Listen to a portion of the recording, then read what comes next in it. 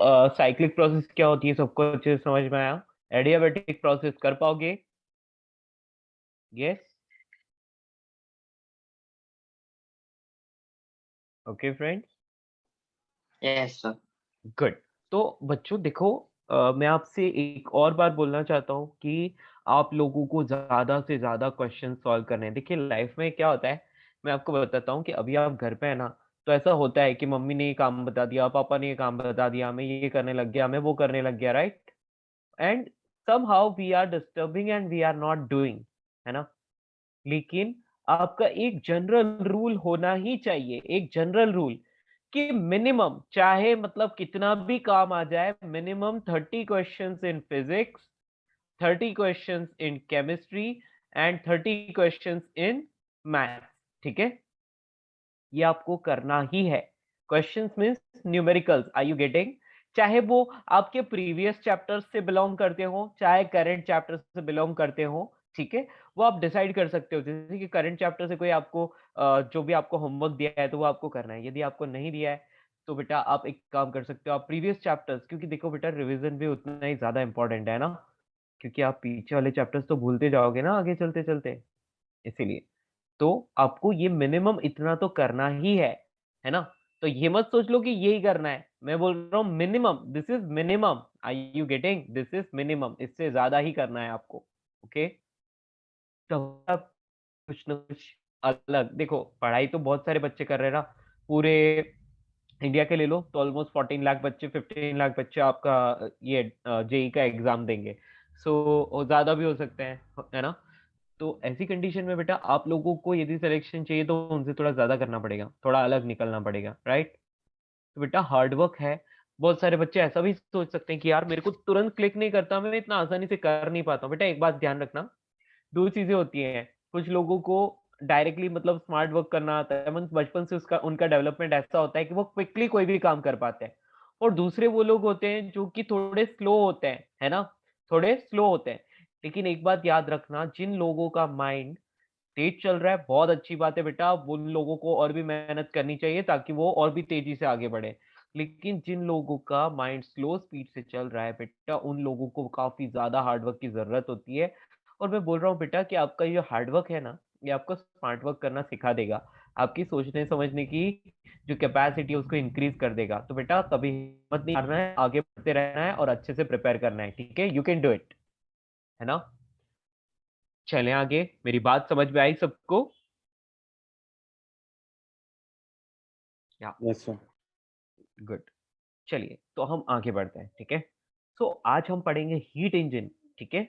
हमने last time देख लिया था कि एफिशिएंसी ऑफ साइक्लिक प्रोसेस या ये साइकिल कैसे फाइंड करते हैं। तो ये मैंने आपको यहाँ पर एक कॉन्सेप्ट की फॉर्म में यहाँ पर नोट करवा दिया था कि efficiency of a cycle can be given by work done by the gas divided by heat absorbed during the cyclic process. Simple सी बात है, मैंने खाना खाया और मुझे 100 कैलोरी एनर्जी मिली और फिर मैं कुछ वर्क करता हूँ और 80 कैलोरी जितना वर्क करके मैं थक गया, एग्ज़ॉस्ट हो गया, अब मैं कुछ नहीं कर सकता, है ना?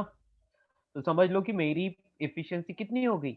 Work done that is 80 calorie और हीट एब्ज़ॉर्ब या एनर्जी एब्ज़ॉर्ब्ड कितनी थी, एनर्जी कितनी कंज़्यूम की थी मैंने, कितनी एनर्जी खाई थी? 100 कैलोरी, तो 80%। वैसे ही work done divide by heat absorbed, यहाँ पर आपको रिलीज़्ड को नहीं देखना है, सिर्फ़ एब्ज़ॉर्ब्ड को देखना है, ठीक है? तो यहाँ तक मैंने लास्ट क्लास में पढ़ाया था आपको, अभी हम आगे बढ़ेंगे, ठीक है? तो आज की क्लास अभी स्टार्ट हो रही है यहाँ से और आज हम पढ़ेंगे हीट इंजन्स, ठीक है? फ्री एक्सपेंशन, यस बेटा, फ्री एक्सपेंशन टॉपिक ओवर, है ना? फ्री एक्सपेंशन में बस एक जनरल सी बात बताई थी कि ऐसी प्रोसेस जिसमें क्या हो, वर्क डन 0 हो और वॉल्स भी इंसुलेटेड हो, तो वहाँ पर इंटरनल एनर्जी में भी कोई चेंज नहीं होता है। Means such type of expansion is called free expansion, okay? तो बस ये एक छोटा-सा इंट्रोडक्शन ही काफ़ी था हमारे लिए, दैट्स इट। बाकी क्वेश्चन आएगा तो आपको वैसे ही समझ में आ जाएगा, ठीक है ना? चलिए, तो हम नेक्स्ट स्टार्ट करते हैं बेटा। Next topic is write down heat engine, heat engine, ठीक है? हीट इंजन क्या होता है? बेटा देखो, हम एक चीज़ तो सीख गए, क्या? कि एनर्जी अब्ज़ॉर्ब की, उससे कुछ वर्क किया और फिर हमने क्या कर दिया, वर्क करने के बाद हम लोग और बची हुई एनर्जी से हम इंटरनल एनर्जी इंक्रीज कर सकते हैं, राइट। बट अब क्या हो रहा है कि हम लोगों ने कुछ ऐसी डिवाइसेस बनाई जो क्या करती है बेटा, हीट एब्जॉर्ब करती है, हीट एब्जॉर्ब करके वर्क करती है और बची हुई जो एनर्जी होती है उसको वो रिलीज कर देती है, ठीक है, क्योंकि उसको उसकी इंटरनल एनर्जी बढ़ाने की कोई जरूरत नहीं होती है ना। बेसिकली जैसे आप बोल सकते हो कि आपकी जो जो मोटर व्हीकल है आपके पास, जो भी है, चाहे कार है चाहे बाइक है, उनका इंजन कैसे काम करता है। आप क्या करते हो, फ्यूल भरते हो, ठीक है, टैंक में फ्यूल भर दिया। इंजन जो होता है बेटा, इंजन में लगे होते हैं पिस्टन, सिलेंडर्स एंड कुछ कॉन्फ़िगरेशन रहती है उसकी, जो आप फ्यूचर में पढ़ोगे, अभी आपको उतनी ज्यादा जरूरत नहीं है, ठीक है। यदि किसी को इच्छा है तो एक बार आप एच सी वर्मा से पढ़ सकते हैं, कुछ हद तक, मतलब कुछ थोड़ा थोड़ा ऊपर ऊपर का कुछ नॉलेज दिया है, बट डीप आप इंजीनियरिंग में सीखोगे, नॉट नाउ, ठीक है। तो जैसे ही आप क्या करते हैं, फ्यूल जो आप इंजन ऑन करते हैं, तो इंजन ऑन करने के बाद क्या होता है, वो फ्यूल बर्न होता है, वो फ्यूल बर्न होता है, फ्यूल बर्न होके वो हीट जनरेट करता है, ठीक है। तो वहां से हम बोलेंगे कि हीट जनरेट की, यानी कि वहां से आपकी एनर्जी जो है वो फ्यूल से एनर्जी बनी, राइट। और उस एनर्जी से वो जो इंजन है, वो इंजन क्या कर रहा है, उस एनर्जी को वो उस एनर्जी के हेल्प से वर्क कर रहा है, वर्क कर रहा है मतलब वो जो आपकी गाड़ी के जो टायर्स होते हैं उनको वो घुमा रहा है, समझ में आया। तो ये वर्क हो गया, और जो बची हुई एनर्जी होती है उसको वो रिलीज कर देता है, यानी कि सराउंडिंग में छोड़ देता है। आप बोलोगे सर सराउंडिंग में कैसे छोड़ता है, मैंने तो कभी नहीं देखा बेटा, साइलेंसर से गरम गरम धुआं निकलता है, यस और नो। यस, सारी गाड़ियों में Yes, sir. साइलेंसर, या तो साइलेंसर से सारी हीट जो होती है, बची हुई हीट, वो एग्जॉस्ट होती है, बाहर निकलती है, ठीक है। इसके अलावा आप देख सकते हैं कि इंजन का जो साइलेंसर है वो भी गर्म हो जाता है, तो वहां से वो हीट जो है वो सराउंडिंग में रिलीज हो रही होती है, ठीक है। तो बेटा हम जो फ्यूल बर्न होता है, जहां से हीट प्रोड्यूस होती है, वहां पर हम बोलते हैं क्यू, उसको हम बोलते हैं सोर्स, उसको क्या बोलते हैं, सोर्स, ठीक है। और इसके अलावा इंजन क्या करता है, वर्क प्रोवाइड करता है, यानी कि टायर को घुमाने के लिए उसको यूज करता है, और बची हुई एनर्जी को सराउंडिंग में छोड़ दिया जाता है, तो सराउंडिंग क्या बन जाता है यहाँ पर, सिंक। तो बेसिकली जहां से एनर्जी ली जाती है उसको सोर्स बोलते हैं, ओके। और जहां से वर्क होता है उस पार्ट को हम इंजन का मेन पार्ट बोलते हैं, हम हीट इंजन बोल सकते हैं उसको। और फिर जहां पर वो रिलीज कर दी जाती है, बची हुई एक्स्ट्रा एनर्जी को रिलीज कर दिया जाता है और फिर से ओरिजिनल स्टेट में आना चाहता है, तो उसको हम बोलते हैं सिंक, ठीक है। तो हीट इंजन क्या होता है इसके बारे में लिखते हैं, तो लिखिए दोस्तों, heat engine is a device. बेटा स्कूल में टॉपिक कंप्लीट हो गया, वैसे 12th में आता होगा ना, सर ये राइट। पार्ट डिलीटेड है। ये पार्ट व्हाट, सर डिलीटेड है पोर्शन सर। ओ स्टिल डिलीटेड, अच्छा, मतलब इस साल भी आपका कुछ पोर्शन डिलीटेड रहता है। Yes sir. ओह नाइस, चलो ये तो अच्छा हो गया आपके लिए। बेटा याद रखना 75% स्कोर करना है ना बोर्ड्स में, मिनिमम 75% रिक्वायर्ड, मिनिमम। इससे कम बनाए तो आपको एनआईटी आईआईटी नहीं मिलेगा, है ना। आप जेई मेन एडवांस तो कर ही रहे हैं, उसके अलावा आपको स्कूल एग्जाम में भी 75% अबव स्कोर करना है। चलिए, सो इंजन क्या होता है, heat engine is a device which converts, तो बेटा आपका स्कूल से ये पार्ट डिलीट हो गया, तो क्यों हम बहुत ज्यादा डिटेल से लें, हम लोग बस उतना ही लेंगे जो हमें काम आएगा, ठीक है। या तो कन्वर्ट्स हीट इनटू, हीट को किस में कन्वर्ट करता है बेटा, heat into work continuously, continuously, continuously through a cyclic process, through a cyclic process.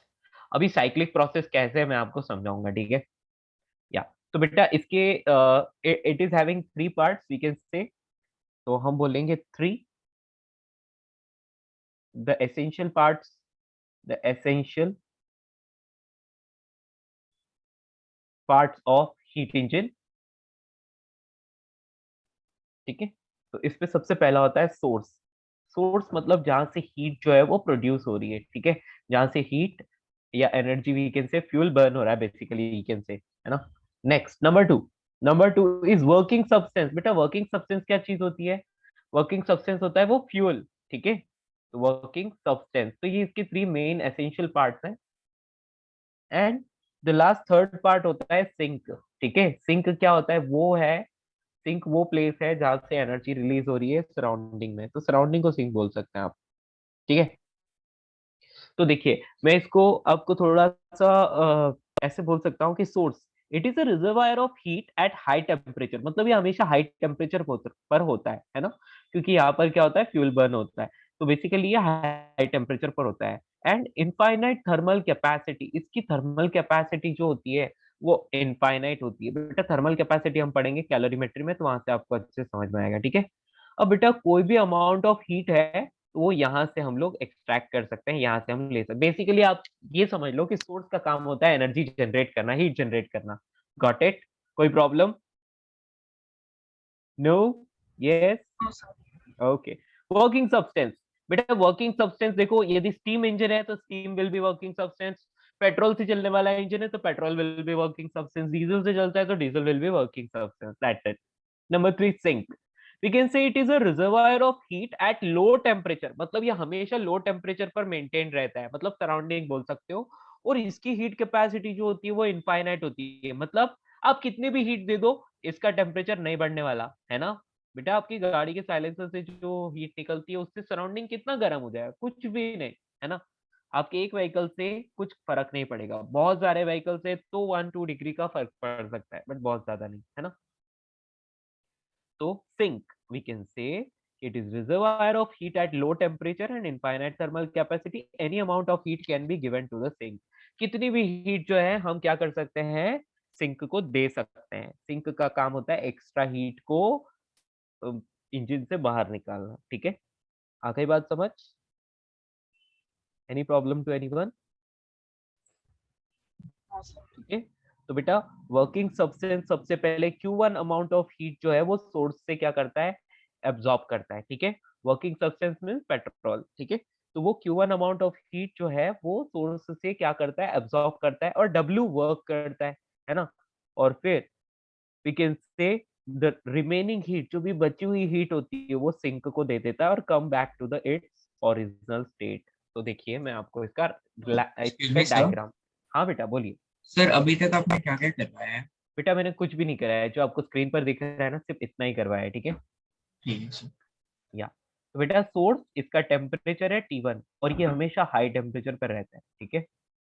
It will be always at higher temperature, ठीक है। ये हमेशा हायर टेम्परेचर पर रहेगा। अब क्या करेंगे, सोर्स से हम लोग क्या करेंगे, सोर्स से हम लोग हीट लेंगे। तो यहां से बेटा, एक मिनट, ये जस्ट अ मिनट, या तो सोर्स से हम लोग हीट लेंगे। तो this is arrow, arrow is showing we are taking the heat, heat की डायरेक्शन को, किस तरफ फ्लो हो रही है उसकी डायरेक्शन को ये रिप्रेजेंट कर रहा है, ठीक है। तो आई होप ये सबको समझ में आ रहा होगा। ये जो एरो है, क्या हो रहा है समझ नहीं आया, जस्ट अ मिनट दोस्तों, समथिंग वेंट रॉन्ग, या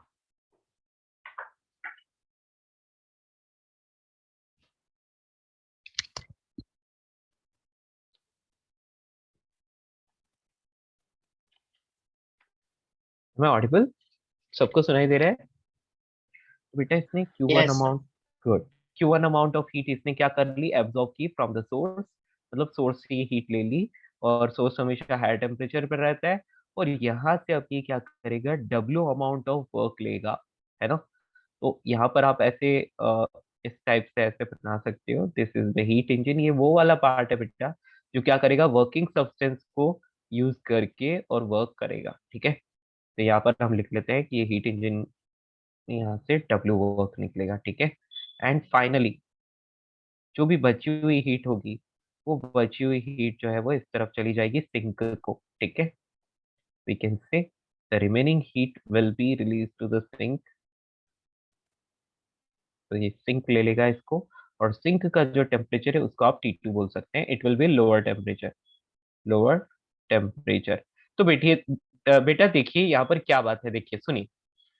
आपका जो इंजन होता है हमेशा, देखो शुरुआत में जब आपने इंजन स्टार्ट नहीं किया तब तक सारी चीजें क्या रहेंगी। आप बात करोगे कि आपका एक पिस्टन है, लेट्स से एक पिस्टन है, वो पिस्टन मूव कर रहा है और वो पिस्टन ही क्या करता है, हीट को इधर से उधर करता है। तो बेटा जो पिस्टन है वो पहले रहता है नॉर्मल सराउंडिंग के टेम्परेचर पर, यानी कि उसका टेम्परेचर जो है वो पहले T2 के बराबर रहता है, ठीक है। अब आपने जैसे ही इंजन स्टार्ट किया वहां पर कुछ स्पार्क जनरेट होगा और वो सोर्स के पास जाएगा, वहां से हीट लेगा तो उसका टेम्परेचर अब सोर्स के बराबर हो जाएगा, यानी कि उसका टेम्परेचर अभी T1 हो जाएगा, ठीक है। उसका टेम्परेचर अभी T1 बन गया। अभी उसने डब्ल्यू अमाउंट ऑफ वर्क ले लिया और बची हुई जो भी एनर्जी है जिसको हम Q2 बोल सकते हैं, वो उसने वापस सिंक को दे दी। और क्योंकि वो सिंक के कांटेक्ट में आके उसको एनर्जी दे रहा है तो फाइनली उसका टेम्परेचर फिर से सिंक के बराबर हो गया। तो आप देख सकते हैं T2 टेम्परेचर से T1 पर गया, वर्क लिया और फिर से T2 टेम्परेचर पर आ गया, जहां से स्टार्ट किया था फिर से वही। ये कंटिन्यूस प्रोसेस चलती रहती है, basically this is a cyclic process. क्या आप इस बात को समझ पाए? Yes, got it. Yes sir. Yes sir. या तो रिपीटेडली ये प्रोसेस चलती रहती है। तो हम यहाँ पर क्या बोल सकते हैं, here work done by the system या by the engine, by the heat engine लिख सकते हो या इंजन लिख सकते हो। So that is W. वो कितना होगा, आपने Q1 हीट ली थी और Q2 रिलीज की, तो हम यहाँ पर आइडियल सिस्टम मानते हो, वैसे आइडियल कभी होता नहीं है बट ऐसा मान लेते हैं। तो उसमें क्या होगा, Q1 माइनस Q2 हम इसको लिख सकते हैं, ठीक है। What is Q1? Q1 is equal to heat, यहाँ नीचे लिख लेते हैं, it will be better right here. तो Q1 को आप लिख सकते हो heat absorbed, absorbed from the source, ठीक है, या heat taken from the source. Now Q2 heat release या फिर एक्स्ट्रा हीट, आप यहाँ पर लिख सकते हो एक्स्ट्रा हीट बोल सकते हो, है ना। Heat released to the sink, to the sink, ठीक है। और W is work done by the engine, तो वो लिखा हुआ है ऊपर इसलिए फिर से लिखने की जरूरत नहीं है, ठीक है। ये आ गया आपको समझ में, ठीक है। अब बात ये होती है कि किसी भी इंजन को यदि हम देखते हैं, हाँ बेटा मैं लास्ट में एक और बार आपको ब्रीफ में समझा दूंगा, ठीक है। तो बेटा हम बोलेंगे कि यार कोई भी इंजन है तो हम उसकी एफिशिएंसी चेक करते हैं, इंजन की एफिशिएंसी ज्यादा होगी तो वो हमारे लिए यूजफुल होगा, एल्स नॉट, है ना। तो बेटा हमने यहाँ पर ऊपर एक चीज लिखी है, heat engine is a device which converts heat into work continuously through a cyclic process. बेटा साइक्लिक प्रोसेस के नीचे अंडरलाइन कर लेना क्योंकि ये साइक्लिक प्रोसेस को फॉलो करता है। तो हम यहाँ पर बोलते हैं कि इन साइक्लिक प्रोसेस क्या होता है बेटा, साइक्लिक प्रोसेस में वैसे भी कोई भी इंटरनल एनर्जी में चेंज नहीं होता है, ठीक है। तो जो भी वर्क है, जो भी एनर्जी रिलीज है, सब कुछ हम लोगों को पता है, ठीक है। So now we can say efficiency, efficiency of the heat engine, heat engine. बेटा एफिशिएंसी का फॉर्मूला मैंने आपको कल भी बताया था और आज भी बता रहा हूं, that is work done by heat engine, जो भी वर्क हीट इंजन कर रहा है divide by heat absorb, heat absorbed,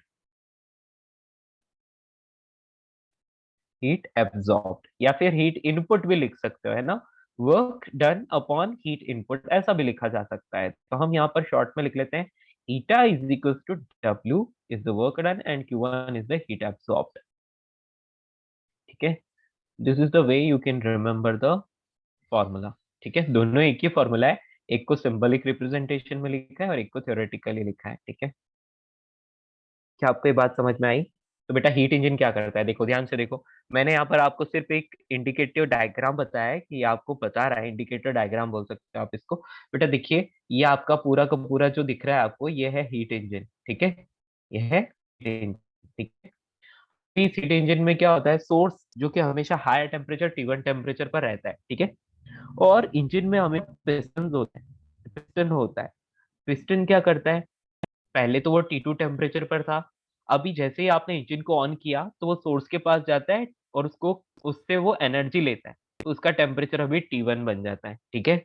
और उसने Q1 एनर्जी एब्जॉर्ब कर ली सोर्स से, और फिर उसने क्या किया, वर्क किया W, तो W वर्क करता है। अब जो बची एक्सक्यूज हुई मी सर। हीट है वो, यस बेटा बोलिए। सर सोर्स तो हीट प्रोवाइड करेगा ना? यस बेटा, यस, मैंने यही तो बोला, सोर्स से हीट को एब्जॉर्ब कर, it is absorbing heat from the source, are you getting? Yes sir. Piston is absorbing heat, are you getting? Piston. Piston diagram में किधर है? बेटा इसमें मैंने शो नहीं किया है because this is just an indicator diagram, it is not the diagram of engine, it is just diagram of working process, are you getting? Yes sir. Clear? Exact diagram हम नहीं ड्रॉ कर सकते, it is a critical we can say diagram, तो आप देख पाएंगे उसको online search करके, या फिर आप उसमें भी देख सकते हैं, आपको मिल जाएगा ये, we can say HC Verma में, है ना। बट वहां पे भी आपको इतना कुछ समझ नहीं आएगा, ठीक है। तो इट्स बेटर कि आप इंडिकेटर डायग्राम के साथ ही अभी एडजस्ट कर लें, फ्यूचर में जब आप इंजीनियरिंग करेंगे तब आपको आगे की चीजें देखने को मिलेंगी, ठीक है। क्लियर? तो yes piston, sir. piston is absorbing heat Q1 from the source, then doing work W using the working substance, and finally it is releasing the extra heat to sink. Sink को वो extra heat दे देता है और फिर से T2 temperature पर आ जाता है। तो बेटा ये T1 और T2 टेम्परेचर के बीच में कंटिन्यूअसली एक साइक्लिक प्रोसेस चलती रहती है, तो we can say it is a cyclic process, it follows cyclic process, है ना। तो साइक्लिक प्रोसेस है तो इसमें वर्क कितना हुआ, तो Q1 हीट अब्सॉर्ब की थी, Q2 रिलीज की थी, दोनों का difference it will be the work done by the engine, है ना। और efficiency work done upon heat absorb, this is the answer. बेटा परसेंटेज का बोले तो मल्टीप्लाइड विद 100% कर लेना, ओके। सर साइक्लिक प्रोसेस में वर्क डन तो ये होता है ना, लाइक एरिया द कर्व। हाँ बेटा आप ऐसा बोल सकते हो, area enclose by the curve, ठीक है। तो आपने Q1 माइनस Q2 क्यों लिखा है? बेटा यहाँ पर मैंने ना इंफॉर्मेशन कुछ इस तरह से दी थी कि उसने Q1 हीट एब्जॉर्ब की और Q2 हीट रिलीज की, है ना। समझ यस आया? सर। हाँ। बट वो आप जो बोल रहे हो ना कि area enclose by the curve, बेटा आपको यदि Q1 और Q2 की वैल्यू दी है तो फिर आप थोड़े ना उस एरिया पर जाओगे, है ना। वो तो यस आपको सर। साइक्लिक का डायग्राम दिया है तभी आप एरिया पर जाओगे ना, ठीक है। हाँ। हाँ। तो आपको Q1 हीट एब्जॉर्ब की, Q2 हीट एक्सट्रैक्ट की, तो आपको वर्क निकालना है तो आप इस तरह से करोगे, ठीक है ना। सर ये लाइक ऊपर का सेकंड स्टेप समझ नहीं आया, लाइक इस पार्ट का। Which one? मतलब पहले सोर्स से हीट आता है, हाँ यस। देन वो सिंक में ट्रांस, देन वो नहीं नहीं, पिस्टन को सुनो वर्क कर। सुनो सुनो, पिस्टन जो होता है वो हीट एब्जॉर्ब करता है फ्रॉम द सोर्स, ठीक है। और यस सर। फिर वो वर्किंग सब्सटेंस को यूज करके वर्क करता है, यानी कि आप समझ लो कि वो हीट एनर्जी को जो है मैकेनिकल एनर्जी में कन्वर्ट करता है, are you getting? So that is a yes sir. Work, तो we can say basically it is doing work, है ना। एंड हाँ। तो ऑब्वियसली वहां पर काफी सारी एनर्जी यूटिलाइज हो गई, काफी सारी एनर्जी जो है वो यूटिलाइज हो गई। एंड जो रिमेनिंग एनर्जी है बेटा वो उसको क्या कर लेता है, उसको सराउंडिंग में छोड़ता है या सिंक को दे देता है, ऐसे बोल सकते हैं हम लोग, सिंक को दे देता है, ठीक है। ताकि उसका फिर से टेम्परेचर जो है वो नॉर्मल हो पाए और वो फिर से पहले वाली स्टेट में आ पाए, ठीक है। सर तो मतलब इनिशियली सोर्स का टेम्परेचर क्या रहता है? बेटा वो हाई टेम्परेचर पर रहेगा, मतलब आप ये बोल सकते हो कि आपने सेल्फ स्टार्ट किया, right. Self yes sir. Start किया तो क्या होता है, वहां पर आपकी बैटरी कुछ स्पार्क जनरेट करती है ना।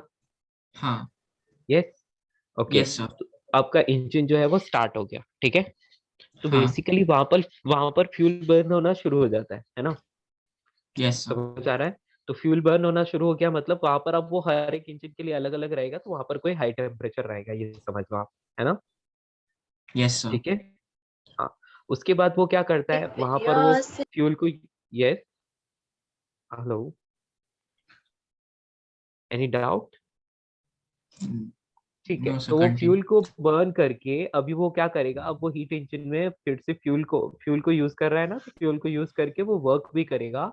और ये जो भी उसके मैकेनिज्म पर डिपेंड करेगा, ठीक है ना। तो अब ये क्या करेगा, उसको मतलब मैकेनिकल एनर्जी में कन्वर्ट करेगा ताकि आपकी गाड़ी का जो भी है वो मोटर जो है वो चल पाए, ठीक है। Yes sir. या एंड बची हुई हीट Q2 है, वो सिंक को दे देगा ताकि उसका टेम्परेचर फिर से डाउन हो जाए। अच्छा बेटा, ऐसा नहीं हो रहा होगा तो क्या होगा? यदि सिंक नहीं होता तो क्या होता? सिंक नहीं ओवर हीट होता हो जाता। तो ओवर हीट हो जाता, कंटिन्यूअसली गर्म होता रहता, आग लग जाती, इंजन में फट जाता, है ना? सोर्स के पास एनर्जी बैटरी ये सब पे चलता है फॉर बेटा एग्जांपल। एक्चुअली क्या है कि सोर्स को हम क्या करते हैं, देखो एक्चुअली हम बोल सकते हैं कि सोर्स एक ऐसा उसमें रिजर्वायर होता है जहां पर जो हाई टेम्परेचर पर रहता है, मतलब आपने जैसे ही ऑन किया ना इंजन को, तो बेटा वो बैटरी उसको स्पार्क देगा और वहां पर एक तरह से वी कैन से कि फ्यूल कंटिन्यूअसली बर्न होता रहता है और वहां पर हाई टेम्परेचर मेंटेन हो जाता है, वहां आग लगती है, ये समझ लो। ठीक है। तो सर पहले लाइक फॉर एग्जांपल अभी सबसे पहला टेम्परेचर T1 था, उसके हम्म, बाद उसने थोड़ा हीट देके नहीं, पिस्टन को वर्क सबसे कराया। पहले सराउंडिंग वाले टेम्परेचर पर था, पिस्टन जो था वो सराउंडिंग के टेम्परेचर पर था, यानी कि T2 पर था, यानी कि सिंक वाले, समझ में आया? सिंक के यस सर। टेम्परेचर पर था, हाँ। अभी आपने क्या किया, इंजन को स्टार्ट कर दिया, तो अब वो क्या करेगा, पिस्टन जाएगा, ठीक है, वहां पर हम्म। फ्यूल बर्न हो रहा है ऑब्वियसली, और वहां का टेम्परेचर जो है वो हाई टेम्परेचर है, तो पिस्टन वहां से एनर्जी लेगा अभी, ठीक है। Yes sir. हाँ, तो Q1 एनर्जी जो है वो पिस्टन ने ले ली, गॉट इट। और आप टेम्परेचर के बारे में क्या कमेंट कर रहे थे? टेम्परेचर के बारे में यही कमेंट कर रहा था कि बेटा सोर्स का टेम्परेचर हमेशा हाई टेम्परेचर रहता है और सिंक का टेम्परेचर जो है वो लो टेम्परेचर रहता है, ठीक है। और हमेशा ये साइक्लिक प्रोसेस इन T1 और T2 टेम्परेचर के बीच में चलती रहती है ना? समझ गया सर। ये बस इतनी सी बात थी, ठीक है। चलिए, तो वर्क डन समझ में आ गया आपको? Q1 ली, Q2 दी, तो जो भी बीच का डिफरेंस होगा वो वर्क में कन्वर्ट हुआ होगा, तो Q1 minus Q2 is W, ठीक है। बेसिकली हमने एनर्जी कंजर्वेशन लगाया है यहाँ पर। सर तो क्लियर? टेम्परेचर हमेशा कांस्टेंट रहेगा क्या हर प्रोसेस लाइक हर साइकिल में? बेटा लाइक देखो, T1 से T2 फिर T। आइडियली यदि हम रियलिटी में बात करते हैं तो ऐसा नहीं होता है ना, थोड़ा बहुत चेंज होता है, लेकिन क्या है कि ऑलमोस्ट ये इसी तरह से चलता रहता है, समझ में आया? समझ गया सर। हाँ, क्योंकि इन सोर्स और सिंक की जो हीट कैपेसिटी है वो इनफाइनाइट रहती है, तो basically they will be maintain at constant temperature, चाहे कितना भी हीट वहां से ले लो दे लो, यस वो सर। कांस्टेंट टेम्परेचर पर ही सर रहेंगे। तो हम्म, सिंक को मतलब सिंक हीट रिलीज भी करता है क्या बाहर? बेटा बिकॉज अगर सिंक सिंक को कॉन्स्टेंटली हीट मिलते रहे तो उसका टेम्परेचर तो राइज बेटा होते रहेगा। मैं यही बोलना चाह रहा हूँ कि आपको ये हीट कैपेसिटी जो है ना, ये टॉपिक हम पढ़ेंगे, आप एक बात याद रखो, जिस भी ऑब्जेक्ट की हीट कैपेसिटी इनफाइनाइट रहती है ना, वो यस कितनी सर। भी हीट को, चाहे उसको कितनी भी हीट दे दो, वो इनफाइनाइट अमाउंट ऑफ हीट को भी अब्सॉर्ब करके और नॉर्मल रह सकता है, ठीक है। यस सर समझ गया। जैसे कि आपका सराउंडिंग है ना, आप रोज खाना बनाते हो, सब कुछ करते हो, है ना, आपका गैस तो गर्म होता है, लेकिन क्या आपका थोड़ी देर, मतलब आप रुक जाओ तो आपको क्या रूम उतना गर्म लगेगा? जब खाना बना रहे हो तब गर्म रहेगा, लेकिन हाफ एन आवर के बाद आप देखते हो तो नॉर्मल हो जाता है ना? मीन्स आपके सराउंडिंग की हीट कैपेसिटी इनफाइनाइट है, वो कितनी भी हीट को एब्जॉर्ब कर पाता है, ठीक है ना? क्या आपने क्या बोला सर अभी? मैंने बोला कि बेटा आप एक कैंडल जला रहे हो, ठीक है, कैंडल जला रहे हो, ऐसा ले लो, कैंडल के पास आप हाथ ले जाते हो तो यस सर। आपको हॉट लगता है, राइट? Yes sir. लेकिन आप रूम को देखोगे तो क्या कैंडल से रूम गर्म होगा? No sir. नो ना। जबकि वो क्यों? कॉन्स्टेंटली हीट सप्लाई कर रहा या कॉन्स्टेंटली हीट सप्लाई कर रहा है। यस है ना? सर। तो वी समझ गया कैन से समझ कि गया। जो सराउंडिंग है उसकी इनफाइनाइट हीट कैपेसिटी है, सिंपल। या तो बेटा नोट कर लो इसको जल्दी से, यही सर आपका एक बार हीट इंजन। ऊपर कर सकता हूँ, हाँ, मैं स्निप ले लेता हूँ। यस यस यस, यहाँ से ले लो, हीट इंजन यहाँ से स्टार्ट किया था हमने, यस सर। ये डायग्राम। Yes sir.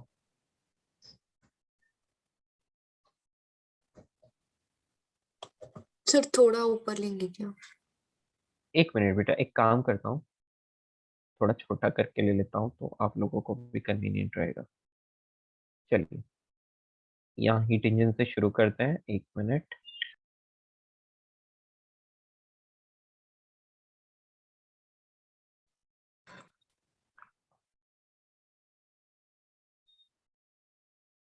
या अब आप ले सकते हो इसका स्क्रीनशॉट। Done sir. डन, इसका ले लो, ठीक है। तो सी इट टू स्क्रीनशॉट में आ गया अभी तो पूरा होगा। Yes Yes, sir. sir. Good, आगे बढ़े। तो बच्चा लोगों, ये हो गया आपका हीट इंजन, ठीक है, इतना ही। इसमें कुछ ज्यादा टेंशन लेने की बात नहीं है, ठीक है। तो अब इससे जो क्वेश्चन बनते हैं वो भी एकदम बेसिक बेसिक क्वेश्चन बनते हैं, तो मुझे लगता है कि इस पर जो है कोई खास क्वेश्चन पूछने लायक बनता नहीं है ना। कार्नोट इंजन से आपको क्वेश्चन पूछा जा सकता है, लेकिन यहाँ पर चांसेस कम रहते हैं, ठीक है। तो अब हम बात करते हैं रेफ्रिजरेटर की, ठीक है। बेटा ये वाला पार्ट जो है आपको जेई एडवांस में नहीं पूछा जाता है, आर यू गेटिंग? ये सिर्फ जेई मेन के लिए।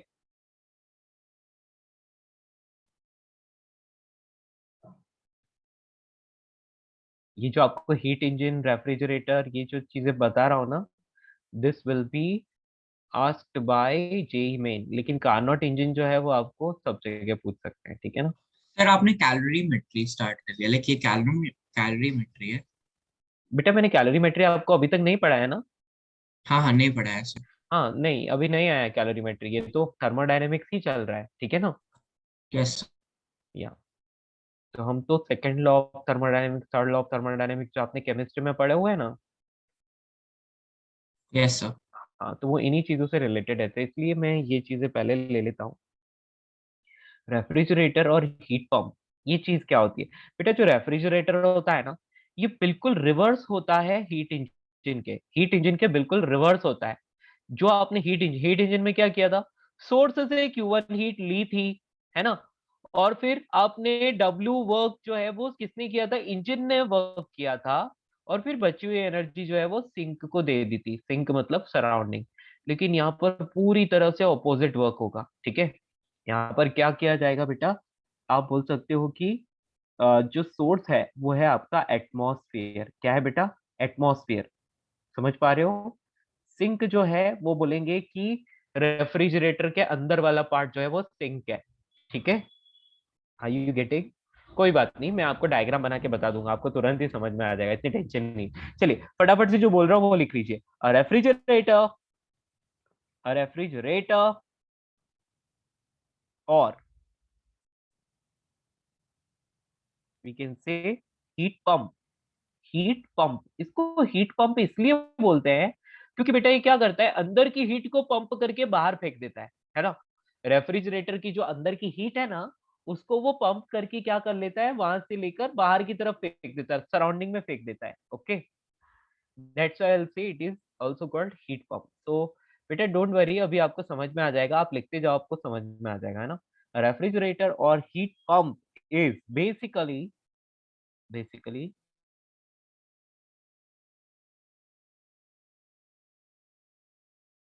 a heat engine. A heat engine runs run in reverse direction. Reverse direction मतलब ये एक ऐसा हीट इंजन है जो रिवर्स डायरेक्शन में वर्क करता है, ठीक है। और इसमें भी क्या होता है, सोर्स होता है, वर्किंग सब्सटेंस होता है और सिंक होता है, वैसे ही बात कर रहे हैं, ठीक है। तो यहाँ पर मैं डायरेक्टली आपको ड्रॉ कर लेता हूँ डायग्राम। सबसे पहले मैं यहाँ लिख लेता हूँ सोर्स, जो कि हमारा होता है एटमॉस्फेयर।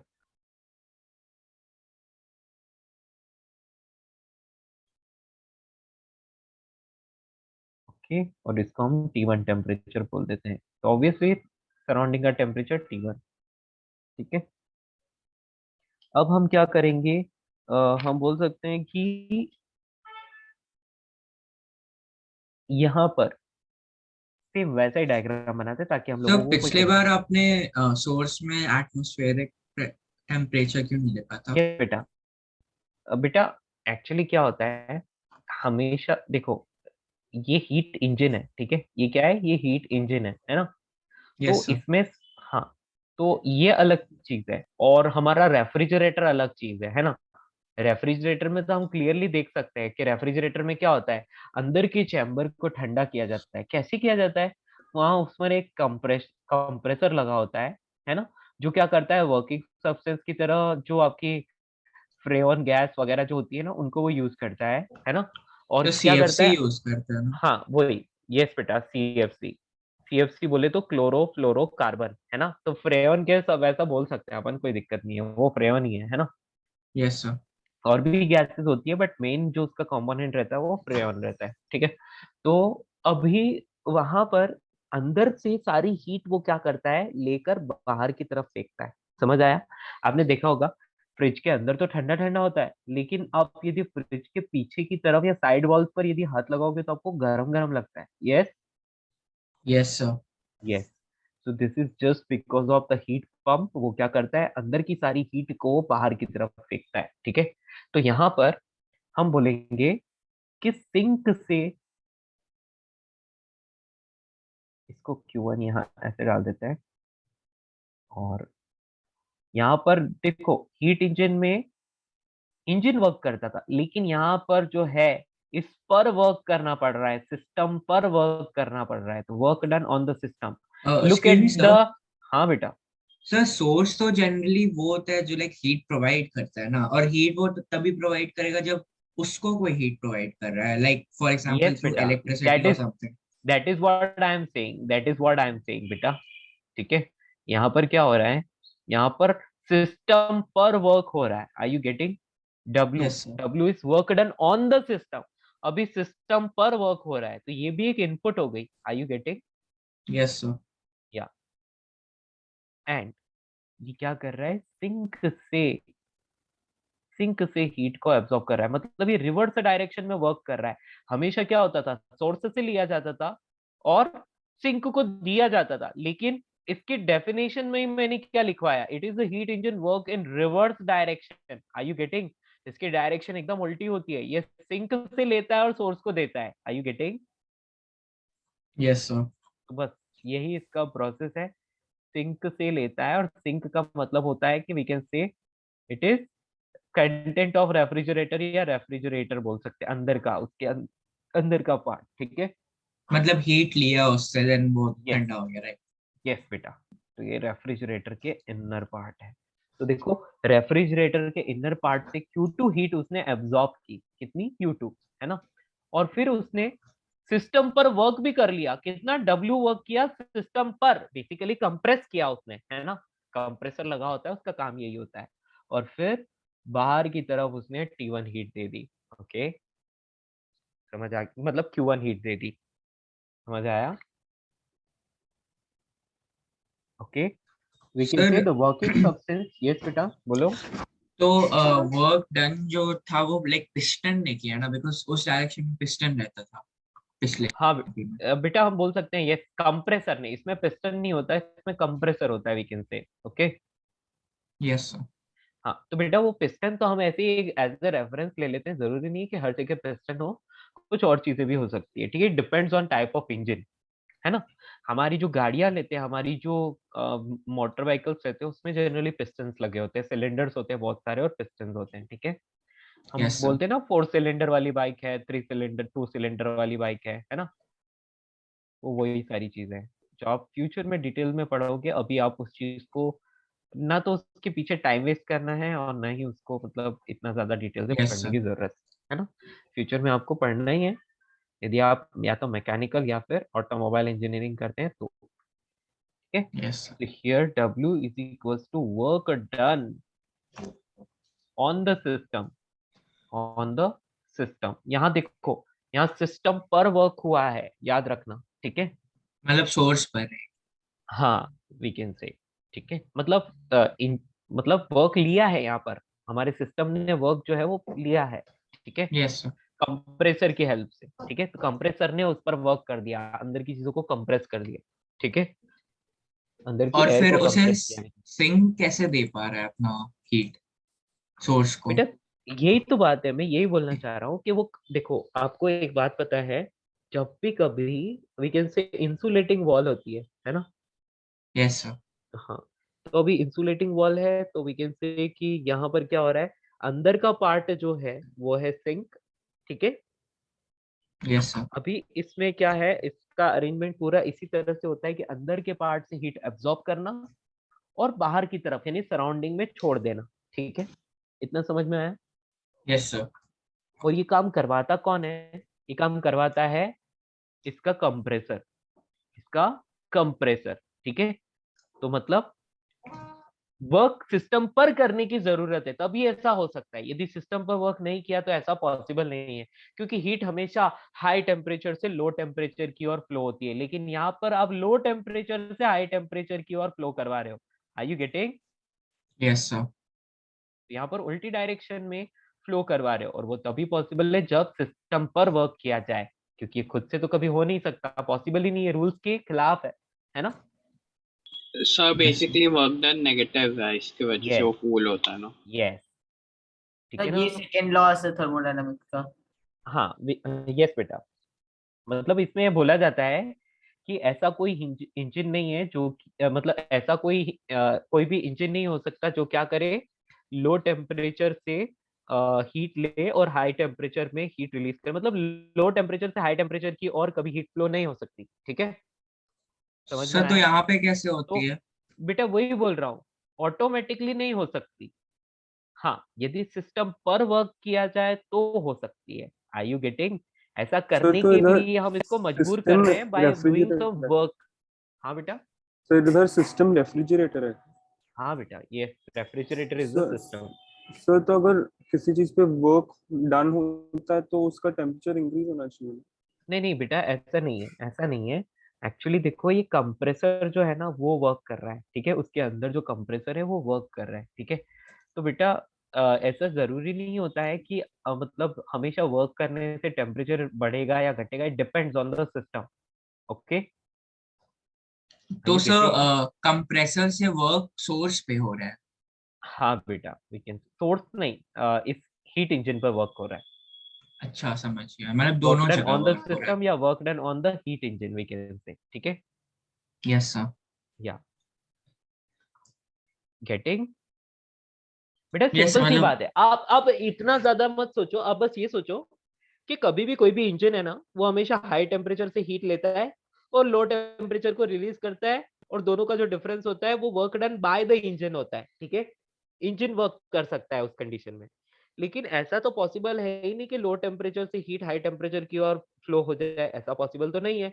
तो इसके लिए हमें क्या करना पड़ेगा, इसके लिए हमें सिस्टम पर वर्क करना पड़ेगा। Are you getting? तो हम सिस्टम पर वर्क कर लेते हैं तो सिस्टम में हीट ऑटोमेटिकली क्या कर सकते हैं हम लोग, लो टेम्परेचर से हाई टेम्परेचर की ओर फ्लो करवा सकते हैं by doing work on the system. बेटा यहाँ पर वर्क जो है वो कंप्रेशन वाला वर्क है, इसलिए ऐसा हो पा रहा है, ठीक है। Getting? Okay, we can say the working substance take heat Q2 from the sink मतलब हम बोल सकते हैं कि refrigerator at the lower temperature, जो हमेशा लो टेम्परेचर पर ही होता है ना। और हम बोलेंगे कि इसने हमने क्या किया कि W जो है वो वर्क किया एक्सटर्नल एजेंट की हेल्प से, यानी कि कंप्रेसर की हेल्प से सिस्टम पर हमने वर्क कर लिया W। Okay, and hot body यानी कि आपका जो एटमॉस्फेयर है वहां पर उसका टेम्परेचर T1 है, उसमें जो है वो हीट रिलीज कर दिया आपने Q2, ठीक है। तो आपने अंदर से हीट रिलीज की, हीट एब्जॉर्ब की, सॉरी, अंदर से हीट एब्जॉर्ब की, सिस्टम पर वर्क किया, तो ही ये हीट एब्जॉर्ब हो पाई। Are you getting? और सर सिस्टम पर आपने सिंक को ये मतलब अपना Q2 हीट देने के लिए फोर्स वर्क ने किया, राइट? लाइक हाँ यस यस, हमने जो वर्क किया, ठीक है, हमने जो हाँ वर्क किया, तो बेटा उस वर्क के लिए जो हीट चाहिए थी वो कहाँ से आई, सिंक ने दी। कहाँ से आई? सिंक ने सिंक दी, ने। ठीक है। हाँ, तो सिंक ने हीट दी और उसका यूज करके कंप्रेसर ने वर्क किया, और जो एक्स्ट्रा हीट जो बची हुई थी उसको क्या कर दिया, सराउंडिंग में डाल दिया, सराउंडिंग में रिलीज कर दिया, ठीक है। Yes sir. We can say like that, okay. Sir एक बस लास्ट डाउट है एक और, मतलब अगर वर्क हो रहा है कोई भी प्रोसेस में, तो उसके लिए मतलब हीट उसमें प्रोवाइड करना जरूरी है, बिकॉज आपने अभी बोला कि वर्क के लिए जितना हीट नेसेसरी था वो सिंक ने दी। यस बेटा सुनो, इतना ज्यादा ना सोच के हम कुछ ऐसे सोचे। देखो एक एक एक सिंपल सी बात को सोचो, है ना। हाई टेम्परेचर, लो टेम्परेचर, ठीक है। अब क्या होता है, हीट हमेशा जो है हाई टेम्परेचर से लो टेम्परेचर की तरफ फ्लो होती है, क्लियर है ना। और हम क्या कर सकते हैं इस कंडीशन में, जब हीट फ्लो हो रही है तो उससे वर्क भी ले सकते हैं, वर्क हम ले सकते हैं, ठीक है। लेकिन ऐसा कभी पॉसिबल नहीं है कि हीट जो है लो टेम्परेचर से हाई टेम्परेचर की ओर फ्लो हो, ऐसा पॉसिबल नहीं है। तो इसको पॉसिबल करवाने के लिए हम सिस्टम पर वर्क कर लेते हैं। समझ में आया? Yes sir. मतलब हम सिस्टम पर ऐसे एफर्ट्स डाल रहे हैं ताकि वो लो टेम्परेचर से भी हीट लेके हाई में डाल दे, ठीक है। तो बस यही रेफ्रिजरेटर होता है। बस आप इस तरह से याद रखो, वरना बहुत ज्यादा डेप्थ में जाओगे तो मुझे लगता है कि ये आपको उलझा देगा, है ना। ठीक है, क्या आप इसको समझ पाए? Yes sir. सर ऐसे कैसे ऐसे टाइप के क्वेश्चंस आते हैं? बेटा इससे सिर्फ फॉर्मूला बेस्ड क्वेश्चन आएगा और कुछ नहीं, है ना, जो फॉर्मूला मैं आपको नोट करवाने वाला हूँ। ठीक क्लियर? है सर। Yes sir. तो बेटा अब देखो यहाँ पर क्या है, हीट एब्जॉर्ब होती और उससे वर्क किया होता तो हम बोलते हैं एफिशिएंसी की बात। लेकिन यहाँ पर एफिशिएंसी जैसा कुछ होगा ही नहीं फैक्टर, क्यों? क्योंकि हीट एब्जॉर्ब करके उससे तो वर्क किया नहीं, है ना। क्लियर? सिस्टम पर वर्क किया गया है, तो हम बोलेंगे ऐसी कंडीशन में कोएफिशिएंट ऑफ परफॉर्मेंस यूज होता है, ठीक है। क्लियर? हम लोग यहाँ पर रेफ्रिजरेटर के लिए एफिशिएंसी नहीं बताकर कोएफिशिएंट ऑफ परफॉर्मेंस बताते हैं। Okay, clear? समझ में आया? तो देखिए प्रोसेस एक बार मैं आपको सुना देता हूँ, सुन लो। The working substance takes heat Q2 from the sink, sink से हीट Q2 ले लेता है ना, जो कि लो टेम्परेचर पर होता है, सिंक लो टेम्परेचर पर है ना। अब क्या होता है, एक net amount of work W जो है वो कौन कर रहा है, एक्सटर्नल एजेंट यानी कि कंप्रेसर जो है वो सिस्टम पर वर्क कर रहा है, ठीक है। तो W amount of work is done on the system. और फिर हम बोल देंगे कि large amount of heat Q1 जो है वो रिलीज हो जाती है किधर, सोर्स को, यानी कि एटमॉस्फेयर को। तो एटमॉस्फेयर को लार्ज अमाउंट ऑफ हीट जो है वो रिलीज हो जाती है। क्लियर? समझ में आया? Q2 इनपुट है, W भी इनपुट है, तो दोनों मिला के आउटपुट हो गया Q1, ये समझ लो आप। Clear? Yes. Yes sir. Okay. अब समझ आया। We yes. can say thus it transfers heat from a cold to a hot body at, we can say, expense of mechanical energy supplied by an external agent। यानी कि जो बाहर वाला agent है वो कौन है, कौन है बेटा, कंप्रेसर। तो कंप्रेसर जो है वो वर्क कर रहा है, एक्सटर्नल एजेंट वर्क करके ऐसा पॉसिबल करवा रहा है। सर यदि जैसे सिस्टम पर वर्क नहीं होता तो ये पॉसिबल नहीं हो सकता था। हाँ बेटा बोलो। सर जैसे पिछले वाले में W is equal to Q1 minus Q2 था, इसमें हाँ Q2 plus W is equal to Q1, right? बिल्कुल सही, Q2 plus W is equal to Q1 हो जाएगा यहाँ पर, है ना। सही जा रहे हो, ठीक है। तो हम बोलेंगे कि इसलिए क्या हो जाती है, कोल्ड बॉडी जो है वहां से हीट एब्जॉर्ब की ना तो वो और ज्यादा कोल्ड हो जाती है ना, उसका टेम्परेचर जो है और ज्यादा कूल हो जाता है। क्लियर? तो इसलिए हम बोलेंगे द परफॉर्मेंस ऑफ रेफ्रिजरेटर, है ना। यहाँ पर आप एफिशिएंसी वाली बात नहीं कर सकते, ठीक है। यहाँ पर हमें कोएफिशिएंट ऑफ परफॉर्मेंस लिखना पड़ेगा। ओके, आ गई बात समझ? यहाँ पे यस सर। एफिशिएंसी नेगेटिव हो जाएगा ना? हाँ लेकिन बिकॉज बेटा एफिशिएंसी तब बात करते हैं जब हीट एब्जॉर्ब की जाती है और उससे उसको यूज करके किया जाता है। हाँ आप बोल सकते हो एफिशिएंसी नेगेटिव हो जाएगा, लेकिन ऐसा बोलना सही नहीं है ना, ऐसा यस बोलना सर। कॉन्सेप्चुअली सही नहीं है। तो इसलिए हम लोग क्या बोलते हैं कि यहाँ पर हम इसके लिए कोएफिशिएंट ऑफ परफॉर्मेंस यूज करते हैं, ठीक है। तो इसलिए हम लिखेंगे कोएफिशिएंट ऑफ परफॉर्मेंस,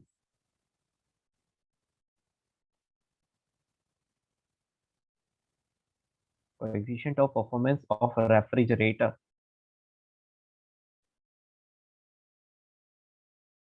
इज, इसको बेटा हम लोग बीटा से रिप्रेजेंट करते हैं, ठीक है। तो beta is equals to heat extracted, heat extracted upon work done. देखो उल्टा फॉर्मूला है, उसी का जस्ट ऑपोजिट फॉर्मूला है ये, है ना। वहां पर था work done upon heat absorb, यहाँ पर heat extracted from the system upon work done. तो हीट कितनी एक्सट्रैक्ट की थी आपने, Q2 एक्सट्रैक्ट की थी ना। सिंक सिंक जो Yes, था sir. वही तो अपना मेन जो पार्ट है, सिंक है। तो सिंक से हीट एक्सट्रैक्ट की थी Q2, तो यहाँ पर आप लिख लोगे Q2 और अपॉन वर्क डन। तो वर्क डन कितना हुआ, तो वैसे तो हुआ वर्क डन W, लेकिन इसको हम आगे और डराइव करना चाहते हैं तो हम लोग लिख सकते हैं कि beta is equal to Q2 finally release हुई थी Q1 और यहाँ से ऐसे Q2 ऐसा लिख सकते हैं आप, है ना? That's it.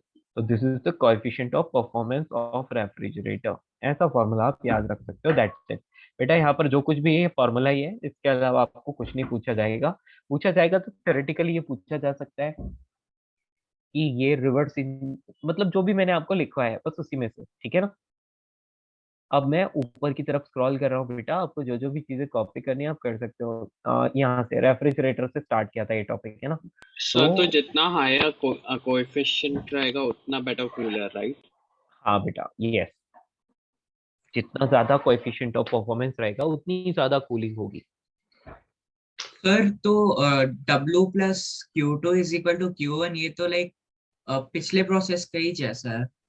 हाँ, लाइक लेकिन उसमें क्या था, उसमें एरोज की डायरेक्शन ऑपोजिट थी। ये वहां पर एरोज की डायरेक्शन जो हाँ थी वो इस तरह से थी, Q1 एब्जॉर्ब हो रहा था, W सिस्टम पर वर्क हो रहा था और Q2 एक्सट्रैक्ट हो रहा था। लेकिन यू कैन सी हियर, यहाँ पर जस्ट ऑपोजिट है, सिंक से हीट ले रहा है, Q2 एब्जॉर्ब हो रहा है और सिस्टम, एक मिनट, वहां पर work done by the system था, वर्क की डायरेक्शन ऐसे ऑपोजिट थी, है ना? Yes sir. हाँ, लेकिन अभी क्या हो रहा है, अभी सिस्टम पर वर्क किया जा रहा है ताकि वो क्या कर पाए, ताकि वो हीट को एक्सट्रैक्ट कर पाए फ्रॉम द सिंक। क्लियर? तो सर दोनों का इक्वेशन सेम क्यों है? बेटा आप सिर्फ एरोस को देखो, ठीक है? आप सिर्फ एरोस को देखो। तो यहाँ हम पर लोग मैं आ बोल जाता सकते हैं क्या उसके रिलेटिव में वो -W होगा, क्योंकि उसमें like work done by the system है, और हूँ। यहाँ पे प्लस यस होगा बेटा, साइन कन्वेंशन लेके। यस। यस बेटा, ठीक है। बट क्योंकि अपन वो जैसे एक गैस वाली वो प्रोसेस, वैसी प्रोसेस की बात नहीं कर रहे, हम यहाँ पर सिर्फ एनर्जीज की फॉर्म में इसको देख रहे हैं, इसीलिए। ठीक है ना? यस समझ में समझ। आया? या तो इसलिए हम लिख सकते हैं कि हाँ, Q1 जो है वो टोटल हीट बाहर निकली थी, वो कहाँ से आई थी, वो Q2 प्लस W से आई थी। तो ये सेम ही आ रहा है ना? तो W is equals to we can say Q1 minus Q2, same formula आ रहा है, ठीक है बेटा? है तो वैसा ही हीट इंजन, ठीक है? कुछ लोग क्या करते हैं, Q2 की जगह Q1 लिख लेते हैं, Q2 की जगह Q1 की जगह Q2 लिख लेते हैं। वैसा भी कर सकते हैं अपन, लेकिन क्या है कि फिर वो फॉर्मूला की फॉर्म जो है थोड़ी बदल जाती है, जो आपका स्टैंडर्ड बुक्स में दिया होता है उससे अलग हो जाता है, आप कंफ्यूज होने लग जाते हैं। इसीलिए वही रखा है हमने, स्टैंडर्ड बुक्स वाला। तो बेसिकली हम लोग कह सकते हैं कि डिफरेंस ये है कि उसमें एफिशिएंसी नहीं होता है। यस, इसमें कोएफिशिएंट ऑफ परफॉर्मेंस होता है, ठीक है? यस।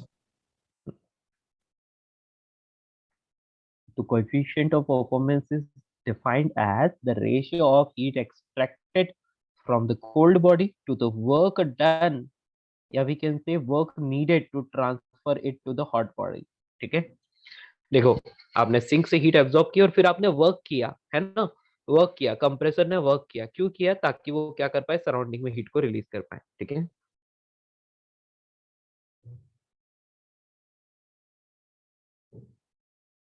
सर तो डेफिनेशन में जो वर्क डन है वो हम लोग ऑन द सिस्टम लेंगे ना?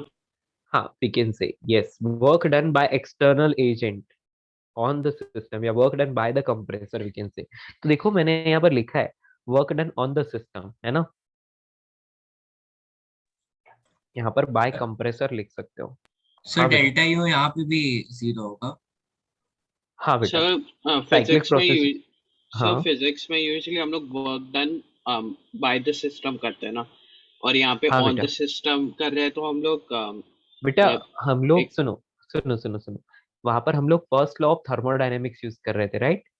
Here we are yes sir. Not using first law of thermodynamics. यहाँ पर हम first law of thermodynamics use नहीं कर रहे हैं, क्योंकि ये हमारा कोई आइडियल गैस वाला सिस्टम नहीं है। क्लियर? Okay sir. ये हीट इंजन है, it is not the ideal gas वाला सिस्टम, ये डिफरेंट चीज है। तो we are not using here first law of thermodynamics. ये हीट इंजन जो आते हैं ये पूरा सेकंड लॉ ऑफ थर्मोडायनेमिक्स की चीजें हैं, ठीक है? क्योंकि हर जगह तो ऐसा नहीं होगा ना, हर जगह आपको सिलेंडर और गैसेस नहीं मिलेंगी, इसलिए। क्या आप समझ पाए? Yes sir. या बेसिकली आपको यहाँ पर क्या करना है, आपको यहाँ पर ना, आपको इनपुट और आउटपुट को बैलेंस करना है, ठीक है? आप यदि इनपुट को पॉजिटिव लेना चाहते हैं तो Q2 प्लस W और आउटपुट को नेगेटिव लेना चाहते हैं तो minus Q1 is equal to 0 ऐसे लिख सकते हो आप। आई बात समझ? Yes, या sir. ये सो लेकिन आप डेल्टा यू तो एनसीवी डेल्टा टी होता है ना, और आपने बोला कि इस सिस्टम का सीवी इंफिनिटी होगा, तो डेल्टा यू भी इनफाइनाइट होना चाहिए ना? बेटा ऐसा नहीं है। सुनो सुनो सुनो, बेसिकली मैं बोल रहा हूँ कि आपको बस ये मान के चलना है। देखो ये रेफ्रिजरेटर जो है ना, ये रिवर्स है ना। ये एक मतलब रिवर्स प्रोसेस चल रही है, तो यहाँ पर अपन वो internal change in internal energy वगैरह इन सब की बात नहीं करेंगे, ठीक है ना। Yes sir. हाँ, बेसिकली देखा जाए तो सिस्टम के लिए क्या हो रहा है, इंटरनल एनर्जी डिक्रीज होती जा रही है। क्यों? क्योंकि उसका टेम्परेचर तो फॉल करता जा रहा है। समझ आया? जो आप यस T2 सर। आप देख रहे हो ना बेटा, T2 की वैल्यू धीरे धीरे डाउन होती जाती है। ठीक है, रेफ्रिजरेटर को आपने 4 डिग्री सेल्सियस के टेम्परेचर पर सेट किया तो फाइनली 4 डिग्री पर जाकर कांस्टेंट हो जाएगा। ठीक है। यस सर, समझ। सर तो बीटा हायर होगा मतलब कम वर्क करके same amount of heat extract हो सकता है। यस यस बेटा,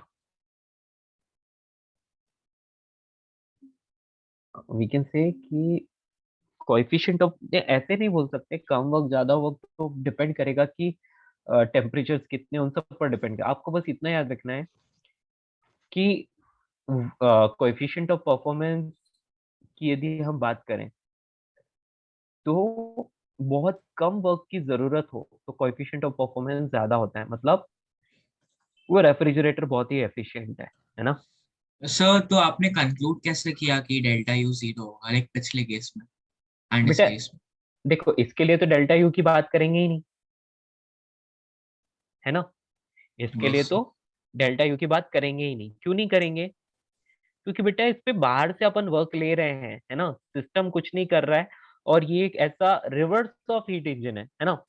लेकिन उसमें क्या था, उसमें हम लोग बात कर रहे थे कि वो कंप्लीटली एक साइक्लिक प्रोसेस चल रही है। कहाँ पर? हीट इंजन की बात कर रहे हैं।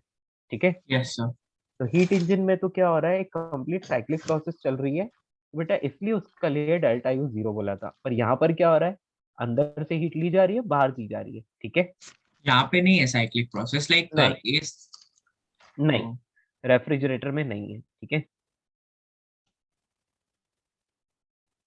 यस सर, समझ। हम्म,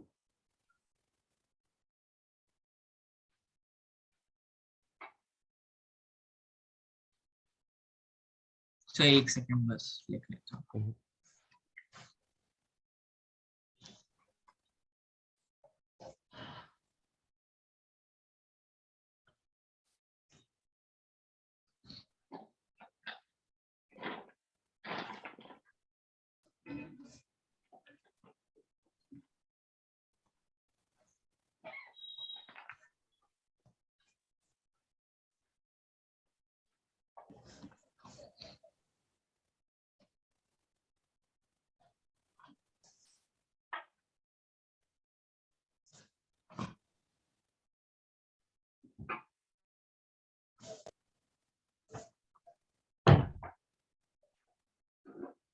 आप इसको cyclic process, we can see कि ये भी T1 और T2 के बीच में ही चल रही है वर्क। हाँ बेटा, एक सुनो सुनो सुनो, हेलो बेटा, यहाँ पर भी एक तरह से साइक्लिक प्रोसेस हम इसको बोलेंगे, है ना। ये क्या है, T1 और T2 के बीच की साइक्लिक प्रोसेस है, लेकिन यहाँ पर वर्क डन जो है वो नेगेटिव है। समझ में आ रहा है? और heat is release, are you getting? Work done is negative. वहां पर वर्क डन कैसा होता था, पॉजिटिव। वहां पर एक्सपेंशन होता था, यहाँ पर कंप्रेशन है। ऐसे समझ सकते हैं। सर तो साइक्लिक प्रोसेस का डायरेक्शन चेंज हो जाएगा, राइट? हाँ यस, रिवर्स डायरेक्शन। ठीक है। तो डेल्टा यू तो जीरो होगा ना? हाँ बेटा, मतलब जब T1 और T2 जो है वो कांस्टेंट मेंटेन हो जाते हैं, उसके बाद डेल्टा यू जो है वो 0 हो जाता है। कहने का मतलब ये, ठीक है, क्लियर? Yes sir. हाँ, क्योंकि देखो पहले क्या होता है, पहले अंदर का और बाहर का टेम्परेचर इक्वल रहता है, फिर आप रेफ्रिजरेटर को ऑन कर देते हो, है ना। उसके बाद वो कंटिन्यूअसली वर्क करता रहता है और फाइनली एक कांस्टेंट टेम्परेचर पर आ जाएगा। यानी कि आपने 4 डिग्री पर सेट किया तो 4 डिग्री, 0 डिग्री पर किया तो 0 डिग्री, जो भी आपने सेट किया, फिर वहां आके वो कांस्टेंट हो जाता है। उसके बाद वो साइक्लिक प्रोसेस चलती रहती है। ठीक है। सर एयर कंडीशनर भी ऐसा ही काम करता है ना? हाँ बेटा, सेम सिस्टम है ये। एयर कंडीशनर की बात करो, सेम सिस्टम है। वो क्या करता है, आपके रूम के अंदर से हीट एब्जॉर्ब करता है और फिर सराउंडिंग में बाहर की तरफ छोड़ देता है ना। या इसलिए रूम ठंडा हो जाता है, यस, समझ। यस। लेकिन सर वो तो लाइक अब्जॉर्व करता है, लेकिन फिर वो लाइक हवा तो देता भी है, राइट? लाइक बेटा रूम में एक्चुअली सो। क्या होता है, देखो कंप्रेसर का काम क्या होता है, ऑब्वियसली वहां पर कूलिंग गैसेस होती है ना। तो बेसिकली हम बोलेंगे कि वो कूलिंग कर रहा है, तो उसको यदि फिजिक्स की लैंग्वेज में बोलेंगे तो हम यही बोलेंगे कि उसने अंदर से हीट एब्जॉर्ब की और बाहर छोड़ दी। समझ में आया? Yes sir. हाँ, बेसिकली ये कंप्रेसर का काम है। ठीक है। यस सर, समझ। तो जितनी भी कूलिंग वाली चीजें जितनी भी होती हैं उन सब में कंप्रेसर लगा होता है। हाँ सर, मतलब इतना डिटेल में नहीं जा रहा हूँ ऑब्वियसली, मतलब हाँ, हाँ, ऊपर ऊपर समझ। Yes. Noted this much all of you. Yes sir. अब आता है कार्नोट इंजन। बेटा कार्नोट इंजन इंपॉर्टेंट है, ठीक है। मेनली क्वेश्चन ज्यादातर कार्नोट इंजन से पूछा जाता है इसलिए, ठीक है। तो लिख लीजिए कार्नोट इंजन। क्या है कि हीट इंजन तो बहुत टाइप के होते हैं, लेकिन क्या है ना, हम कभी भी कोई भी हीट इंजन डिजाइन करते हैं तो उससे पहले क्या है कि हम लोगों को कुछ एस्टिमेशन, मतलब एस्टिमेट करना होता है कि हाँ इसकी एफिशिएंसी कितनी हो सकती है, क्या हो सकती है। तो इन सब के लिए क्या किया, एक हाइपोथेटिकल एक इंजन बनाया गया, मतलब ये एक थ्योरेटिकल इंजन बनाया गया, ये बोल सकते हो। ये रियलिटी में बनाना पॉसिबल नहीं है। सिर्फ क्या करते हैं, इसको हम एक अजम्पशन लेकर चलते, एक अजम्पशन मतलब वी कैन से एक थ्योरेटिकल इंजन होता है, बस ये समझ लो। So Carnot engine is just a theoretical engine जो क्या करता है, वो साइक्लिक प्रोसेस को फॉलो करता है। और उस साइक्लिक प्रोसेस में आइसोथर्मल एक्सपेंशन होता है, फिर एडियाबैटिक एक्सपेंशन होता है, फिर आइसोथर्मल कंप्रेशन होता है और फिर एडियाबैटिक कंप्रेशन होता है, ठीक है। तो इन 4 प्रोसेस को वो फॉलो करता है। और बेटा कार्नोट इंजन की जो एफिशिएंसी होती है वो मैक्सिमम होती है, ठीक है। सो तो इसके लेकिन ये सब प्रोसेस तो आइडियल गैस के लिए होता है ना? हाँ बेटा, यस, ठीक है ना। ये तो आइडियल आपने लाइक, गैस के लिए होता है। तो आपने कहा कि ये आइडियल नहीं गैस नहीं, मैंने क्या बोला फॉलो नहीं बेटा, कर सुनो ना, मैंने कार्नोट इंजन के लिए बोला है ना, किसके लिए, कार्नोट इंजन के लिए, रहा, ठीक है। Not and. तो यस सर। कार्नोट इंजन जो है वो रियलिटी में तो एग्जिस्ट करता ही नहीं है ना। रियलिटी में तो एग्जिस्ट करता ही नहीं, यस ये सर। तो एक थ्योरेटिकल इंजन है। तो बेटा थ्योरेटिकल इंजन है मतलब हम लोग आइडियल गैस यूज कर सकते हैं, राइट? क्लियर? यस। क्योंकि ये तो थ्योरी में ही है ना, हम लोगों ने इसको ना तो बनाया है ना इसको बना सकते हैं। बस ये एक थ्योरेटिकल इंजन है, सिंपल सी बात। ओके, ऐसा इंजन एग्जिस्ट नहीं करता, सिर्फ एक थ्योरेटिकल इंजन है, ठीक है। चलिए, तो इसके बारे में लिखते हैं, ठीक है। कुछ पॉइंट्स लिखेंगे जिसमें आपका डाउट भी क्लियर हो जाएगा। तो we can say Carnot design the theoretical engine. लिख लीजिए, साइंटिस्ट का नाम था ये, Carnot design a theoretical engine.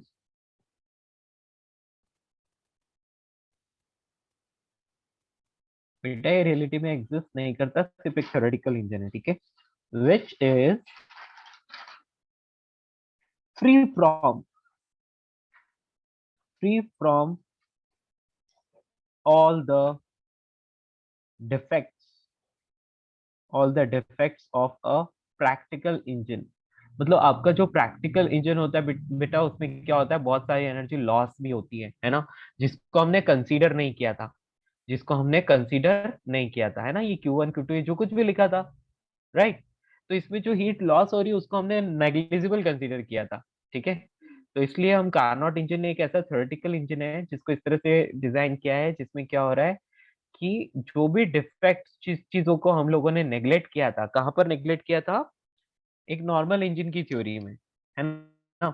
ये उनको वी कैन से उसको ये नेग्लेक्ट करता है, ठीक है। तो Carnot design a theoretical engine which is free from all the defects of practical engine. इसीलिए ये थ्योरेटिकल इंजन है, क्योंकि ऐसा पॉसिबल नहीं है ना।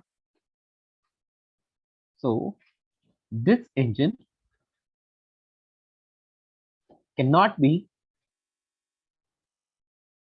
realized इन एक्चुअल प्रैक्टिस, ठीक है, एक्चुअल प्रैक्टिस में ऐसा कोई इंजन नहीं एग्जिस्ट करता।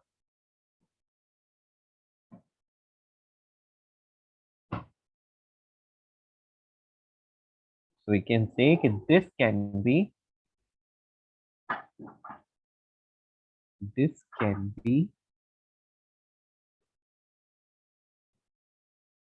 taken as क्या हो रहा है, लिखा ही नहीं जा रहा, एक minute. This can be taken as a standard against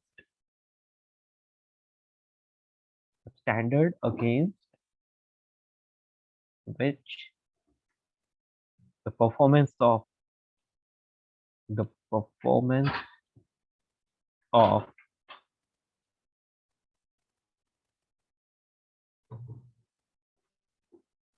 an actual engine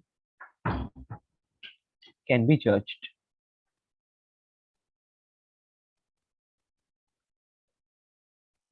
ठीक है, तो मतलब हम लोग सिर्फ एक थ्योरेटिकल इंजन बनाते हैं जिसको एज अ रेफरेंस लेकर हम लोग ऐसा कर सकते हैं, ठीक है।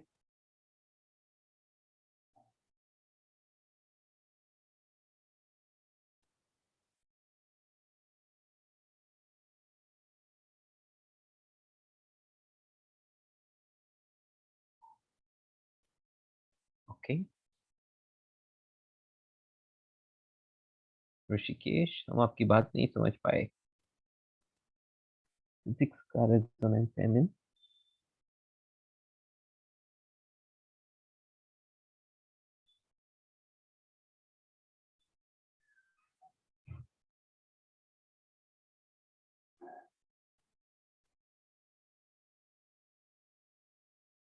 सर कार्नोट मतलब?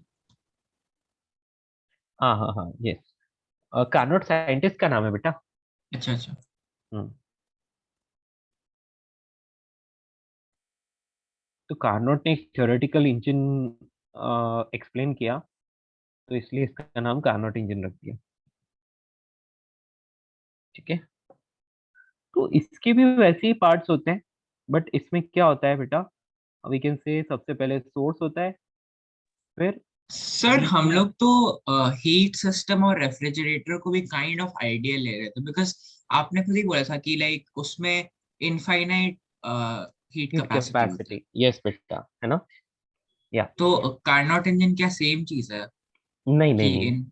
नहीं बेटा, कार्नोट इंजन की प्रोसेस डिफरेंट है, ओके, और इसको जस्ट एज अ रेफरेंस ले रहे हैं, ठीक है ना। I am yes sir. Getting. तो देखो मैं सिंपल सी बात करता हूँ, आपके पास एक हीट इंजन है और आपने उसको इस तरह से डिजाइन किया कि आप बोलोगे कि यार ये इन टू टेम्परेचर्स T1 और T2 टेम्परेचर्स के बीच में ये साइक्लिक प्रोसेस करेगा, और इस तरह से इसकी एफिशिएंसी जो है वो मुझे जज करनी है कि मैं इंजन पूरा बना लूंगा तो उसकी एफिशिएंसी मैक्सिमम कितनी हो सकती है, तो आपको पता नहीं चल रही है। तो आप क्या करते हो कि एक बार आप देख लेते हो कि अच्छा मैं ऐसा ही कार्नोट इंजन का फॉर्मूला यूज करके यदि मैं ट्राई करूँ तो उसकी एफिशिएंसी कितनी है। तो आप एक कार्नोट इंजन का फॉर्मूला उन सेम टेम्परेचर्स को यूज करके एक बार ट्राई करते हो तो आपको कुछ एफिशिएंसी मिलती है, मतलब आपको इतना तो पता चल जाता है कि मेरा जो इंजन बनेगा इससे तो कम ही होगी उसकी एफिशिएंसी। समझ रहे हो, यस सर। मतलब we can say just as a reference हम इसको यूज कर सकते हैं और कुछ नहीं, ये एक थ्योरेटिकल चीज है तो प्रैक्टिकली नॉट पॉसिबल। ओके,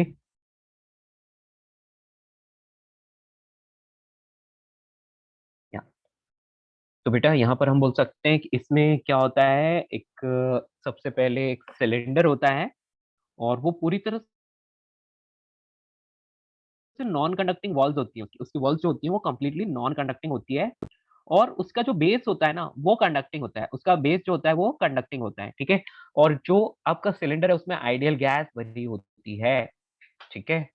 आप बोलोगे कि यहाँ पर आपने लिया है सोर्स हाई टेम्परेचर T1, ठीक है, यहाँ पर इंसुलेटिंग प्लेटफॉर्म है, प्लेटफॉर्म इंसुलेटिंग प्लेटफॉर्म मतलब ना तो हीट रिलीज की जाएगी ना एब्जॉर्ब की जाएगी। और यहाँ पर आता है सिंक, सिंक हमेशा लो टेम्परेचर T2 पर रहता है। अब बेटा आप क्या कर रहे हो, एक सिलेंडर ले रहे हो जिस सिलेंडर की वॉल्स जो है, इस सिलेंडर की वॉल्स जो है बेटा वो पूरी तरह से नॉन कंडक्टिंग है, लेकिन इसका बेस जो है वो कंडक्टिंग है। बेटा ध्यान से देखो, जहां पर भी मैंने डबल लाइंस की है ना, डबल लाइंस का मतलब होता है नॉन कंडक्टिंग, ठीक है। डबल लाइंस का मतलब होता है नॉन कंडक्टिंग, यानी कि इंसुलेटिंग बोल सकते हैं। और सिंगल लाइन का मतलब कंडक्टिंग, ठीक है। तो अब क्या होता है, इसके अंदर आइडियल गैस भरी हुई है। सबसे पहले इसको रखा जाता है सोर्स पर, ठीक है। इसको रखा जाता है सोर्स पर। तो क्या करेगा, सोर्स से ये हीट एब्जॉर्ब कर लेगा, सोर्स से ये क्या करेगा, हीट एब्जॉर्ब कर लेगा।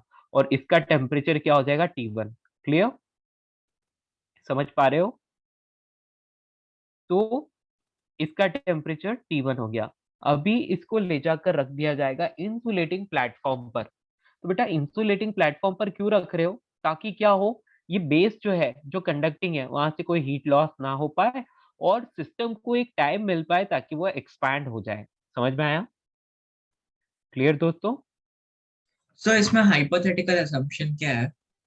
हाइपोथेटिकल अजम्पशन यही है बेटा कि हम यहाँ पर अज्यूम कर रहे हैं कि जब हम इसको सोर्स पर रख रहे हैं तो हम इसको आइसोथर्मल एक्सपेंशन बोल रहे हैं। क्या बोल रहे हैं? Isothermal expansion. फिर इसको उठा के हम इंसुलेटिंग प्लेटफॉर्म पर रख रहे हैं और बोल रहे हैं कि हमने एडियाबैटिक एक्सपेंशन करवा दिया, है ना। लेकिन यहाँ पर बीच में कहीं कोई हीट लॉस वगैरह हम लोग ऐसा कुछ कंसीडर नहीं कर रहे हैं। तो बेसिकली ऐसा हो सकता है क्या कि सोर्स से एब्जॉर्ब कर रहे हो फिर इंसुलेटिंग प्लेटफॉर्म पर रख के और आप उसका एक्सपेंशन भी करवा रहे हो, है ना। तो ये हाइपोथेटिकल अजम्पशन ही तो है। क्लियर? सर देखो, मतलब वॉल्यूम बढ़ रहा है लेकिन टेम्परेचर सेम है फर्स्ट केस में, हाँ, and then second first case case में में। देखो एक्चुअली क्या होता है, मैंने आपको क्या बोला था बेटा, मैंने आपको बोला था कि कभी भी आप सराउंडिंग से, ये गैस वॉल्स कंडक्टिंग है बेटा, सराउंडिंग का टेम्परेचर और अंदर का टेम्परेचर ये क्या करते हैं, इक्वल मेंटेन करके चलते हैं। यस, कंडक्टिंग वॉल यस होती सर। है तब। तो इसलिए हमने क्या कर दिया, सोर्स के ऊपर इस सिलेंडर को रखा। तो सोर्स का टेम्परेचर T1 है, तो बेटा वो क्या होता है, उसका टेम्परेचर भी T1 हो जाता है और फिर वो गैस एक्सपैंड होती रहती है। समझ में आया? तो T1 टेम्परेचर पर गैस एक्सपैंड होगी। फिर हम क्या करेंगे, उसको इंसुलेटिंग प्लेटफॉर्म पर रख देंगे। तो बेटा इंसुलेटिंग प्लेटफॉर्म पर रख देंगे तो अब क्या होगा, अब बेटा उसका, उसको बाहर से तो हीट मिल नहीं रही है और अंदर की हीट भी कहीं नहीं जा रही है ना। लेकिन यस सर। गैस अभी भी एक्सपैंड हो रही है, मतलब उसका टेम्परेचर जो है वो, हम बोलेंगे अब उसको एडियाबैटिक एक्सपेंशन हो रहा है, यानी कि टेम्परेचर फॉल करके T2 तक जाएगा। कहाँ तक जाएगा, T2 तक। तो जब सर तक तो उसका टेम्परेचर T1 से T2 ना हो जाए उसको इंसुलेटिंग प्लेटफॉर्म पर पड़ा रहने देना है। यस बोलो। सर तो ये तो लाइक हो सकता है ना, इसमें लाइक हाइपोथेटिकल क्या रुको है? रुको, अभी आपको समझ आएगा, रुको तो सही। ठीक है, चेंज हो रहा है वो, चारों तरफ से आइसोलेट हो गया। हाँ बेटा आइसोलेट हो गया, लेकिन बेटा वो जो पिस्टन लग रहा है ना वो तो एक्सपैंड करने के लिए फ्री है ना बेटा। आप समझ रहे हो? हाँ सर, बट फिर टेम्परेचर पे कैसे इफेक्ट होगा? हाँ वही बता रहा हूँ बेटा, कभी भी एक्सपेंशन होता है, एक्सपेंशन होता है तो टेम्परेचर फॉल होता है ना। यदि वर्क डन पॉजिटिव है तो temperature will be decreasing. You know, in adiabatic process work done is equals to minus of delta U. Yes, remember, are you getting? Yes sir. यदि वर्क डन पॉजिटिव है तो हम बोलेंगे कि change in internal energy को negative होना पड़ेगा, इसको नेगेटिव होना पड़ेगा यदि वर्क डन पॉजिटिव है तो नेगेटिव का नेगेटिव इज पॉजिटिव, राइट? समझ पाए? इसका मतलब final temperature will be lesser than initial temperature, है ना। आप समझ पा रहे हो बेटा? या फिर आप इसको देख लो, TV raise to gamma minus one. यदि वॉल्यूम यस सर। इंक्रीज होगा तो वर्क पॉजिटिव होगा, तो टेम्परेचर को डिक्रीज होना पड़ेगा। समझ सर आपने पाए? जो बोला था प्रोसेसेस फॉलो होंगी सर आइसोथर्मल एडियाबैटिक हाँ वाले, वो आप क्या लिखाओगे? हाँ हाँ, मैं लिखवाऊंगा, डोंट वरी, है ना। ओके। सबसे पहले ये सिलेंडर इसके ऊपर जाता है तो यहाँ पर आइसोथर्मल एक्सपेंशन होता है। फिर इस सिलेंडर को ले जाकर इंसुलेटिंग वॉल पर रख दिया जाता है, जहां पर एडियाबैटिक एक्सपेंशन होता है, मतलब गैस का एक्सपेंशन होगा लेकिन टेम्परेचर फॉल होता जाएगा क्योंकि एक्सपेंशन हो रहा है ना। तो टेम्परेचर फॉल होकर T2 पर आ जाएगा। कहां पर आ जाएगा, T2 पर।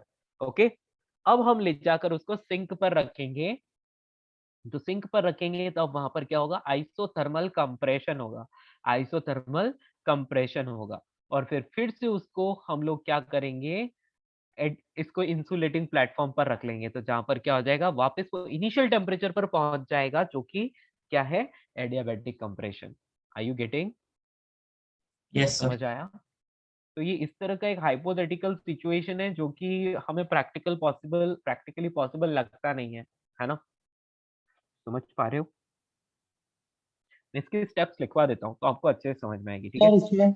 सर इसमें डबल लाइन नॉन कंडक्टिंग है ना? हाँ बेटा, डबल लाइन मीन्स इंसुलेटिंग या नॉन कंडक्टिंग, ठीक है। सिंगल लाइन मीन्स ये वाला कंडक्टिंग और ये वाला नॉन कंडक्टिंग।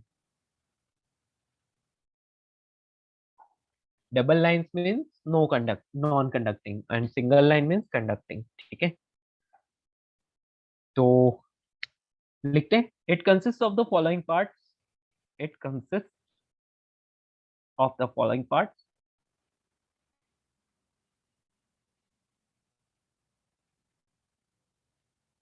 तो कौन कौन से पार्ट्स है वो? तो सबसे पहला हम लिखते हैं a cylinder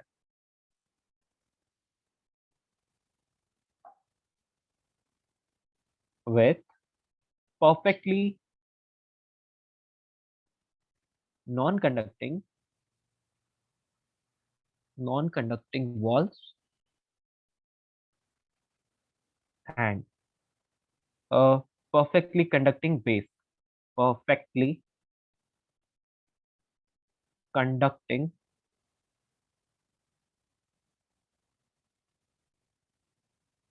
base containing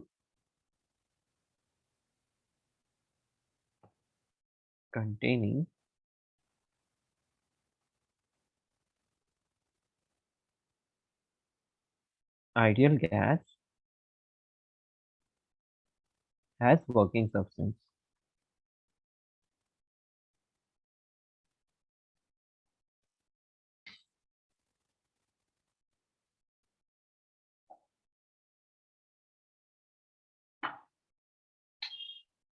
And filled with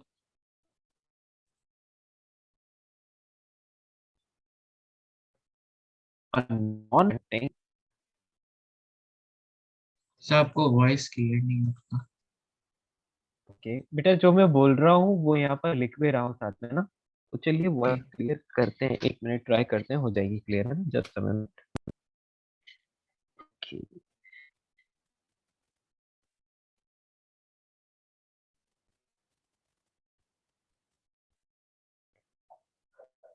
अभी क्लियर है? Yes. Filled with a non-conducting piston, frictionless piston.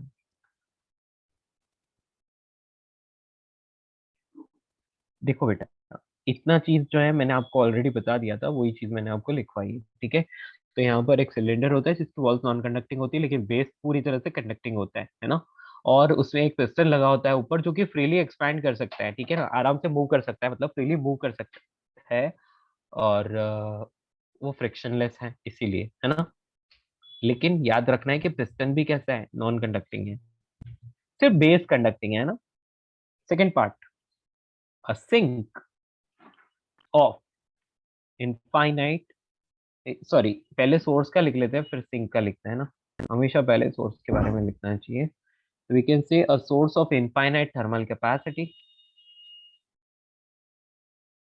Infinite thermal capacity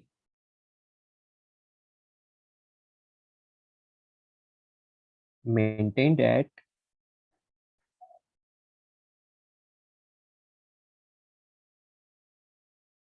constant higher temperature T1.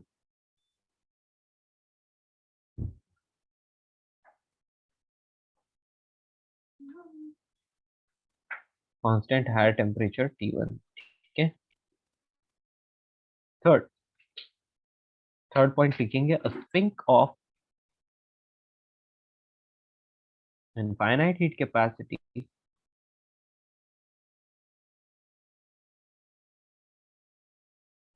या इनफाइनाइट थर्मल कैपेसिटी लिख सकते हो, है ना। इनफाइनाइट तो एक ही बात है, thermal capacity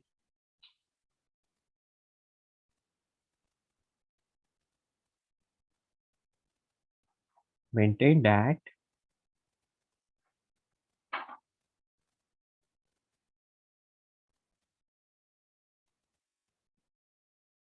constant temperature T2।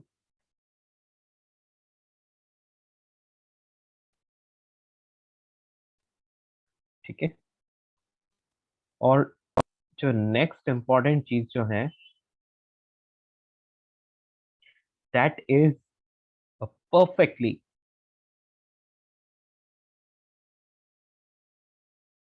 Non conducting stand.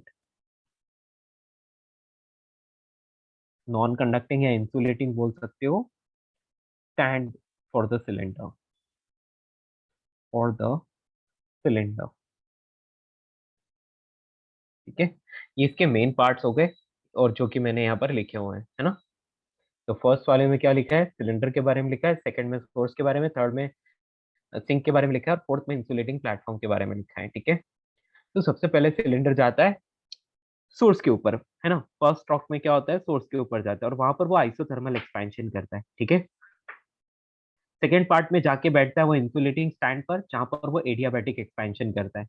Third part में वो जाकर बैठता है सिंक के ऊपर और वहां पर आइसोथर्मल कंप्रेशन करता है, और फिर से वो इंसुलेटिंग स्टैंड पर बैठकर वो एडियाबैटिक कंप्रेशन कर लेता है और फिर से इनिशियल स्टेट पर आ जाता है जहां से उसने स्टार्ट किया था। तो बेसिकली इसको मैं यहाँ पर इस तरह के डायग्राम में शो कर सकता हूँ। तो यहाँ पर उसकी वर्किंग प्रोसेस के उससे बेटा बहुत ज्यादा डिटेल में लिखने की जरूरत नहीं, क्योंकि आपके बोर्ड सिलेबस से उसको उड़ा दिया है। तो आप बस ये समझो कि ये 4 प्रोसेसेस में वर्क करता है ना। तो यहाँ पर लिख सकते हो इट वर्क। सर अगर सिलेबस से उड़ा दिया फिर भी वो जेई एडवांस्ड उसमें वो पैराग्राफ क्वेश्चन करके दे बिल्कुल सकते बेटा, हैं क्या? यस बेटा। सर आपने बोला ये जेई एडवांस में नहीं पूछेगा। नहीं नहीं, ये सिर्फ कार्नोट इंजन पूछ सकता है बेटा, है ना। एक्चुअली यस क्या सर। है, देखो मैंने आपको बोला कि heat engine, refrigerator, Carnot engine, ये पार्ट जो है ये जेई एडवांस में नहीं पूछा जाता है। ठीक है, बट कार्नोट इंजन को फिर भी आपको कहीं ना कहीं लिया जा सकता है। ठीक है, समझ में आ रहा है। Yes sir. हाँ, और मेन के लिए तो पूछा जा सकता है, उसमें कोई दिक्कत वाली बात नहीं। तो बेटा कार्नोट इंजन का फॉर्मूला आपको आना चाहिए बेटा, इसमें फॉर्मूला ही होता है और बस ये 4 प्रोसेसेस को फॉलो करता है, इतना आपको पता होना चाहिए। इसके अलावा ज्यादा कुछ जानने की जरूरत नहीं होती इसमें। ठीक है, तो मान लिया कि इनिशियली जो भी गैस थी उसका प्रेशर था P1 और वॉल्यूम था V1। ठीक है, अभी इसको आइसोथर्मली एक्सपैंड किया बेटा, आइसोथर्मली एक्सपैंड किया है। ठीक है, आइसोथर्मली एक्सपैंड करके, ये आइसोथर्मल का है ना, आप इसको लेकर गए P2 V2 तक, यानी कि अब इसका प्रेशर P2 और वॉल्यूम V2 है। ठीक है, हाँ अभी टेम्परेचर की भी बात कर लेते हैं। यहाँ पर बेटा इनिशियली उसका टेम्परेचर T1 था, तो क्या हो गया, यहाँ पर भी टेम्परेचर T1 है। क्यों, क्योंकि ये फर्स्ट प्रोसेस जो है this is isothermal expansion. Okay, next isothermal expansion के बाद एडियाबैटिक एक्सपेंशन हुआ। ये सेकेंड प्रोसेस जो है दिस इज एडियाबैटिक एक्सपेंशन। जब भी एडियाबैटिक एक्सपेंशन होगा तो अब इसका नया प्रेशर होगा, नया वॉल्यूम होगा, और टेम्परेचर भी कुछ नया होगा। तो टेम्परेचर T2 होगा। ठीक है, क्योंकि यहाँ पर T1, यहाँ पर T1, तो अभी T2 ही आएगा। अब नेक्स्ट जो प्रोसेस होगी that will be isothermal compression. बेटा यहाँ पर आइसोथर्मल कंप्रेशन, और लास्ट प्रोसेस है एडियाबैटिक कंप्रेशन। तो इसको कुछ ऐसे ड्रॉ कर लेते हैं अपन, है ना। इसका डायग्राम ड्रॉ करने में थोड़ी सी तकलीफ पड़ती है, लेकिन ठीक है आप समझ सकते हो।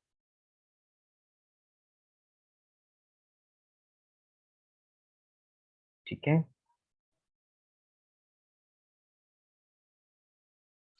सर एडियाबैटिक प्रोसेस का हम लोग पीवी कर लाइक एग्जैक्टली नहीं कर सकते बेटा बिकॉज। हाँ, एक्चुअली क्या है कि ये हम ड्रॉ करने के लिए ऐसा कर रहे हैं। ठीक है, आपको पता ही है कि आइसोथर्मल से नीचे एडियाबैटिक होता है, पता है ना।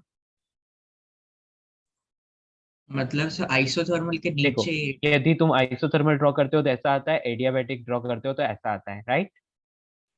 सर तो आपने एडियाबैटिक वही का। किया है, एडियाबैटिक को यहाँ पर शिफ्ट कर दिया है ना।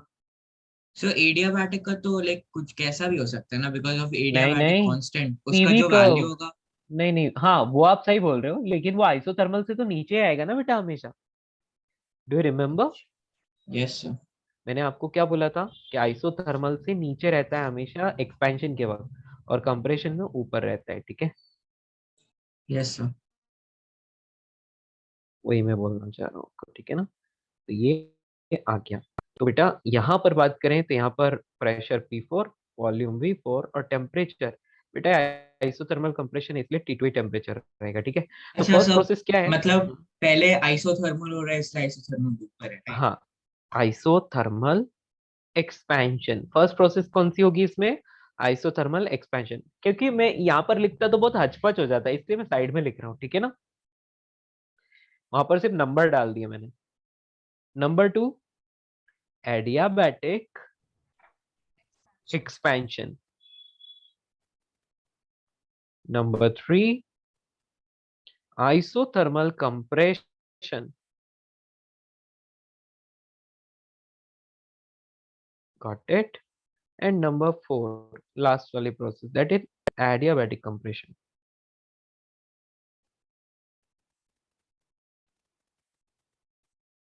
ओके बच्चों, समझ गए? बस इन 4 प्रोसेसेस को फॉलो करता है और एक कंप्लीट साइकिल बना देता है, एक कंप्लीट साइकिल बना देता है, ठीक है। That's it.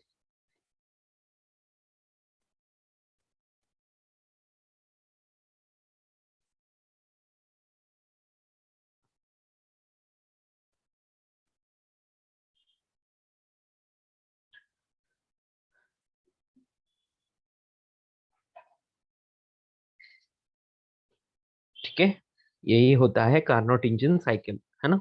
इसको कार्नोट साइकिल बोलते हैं।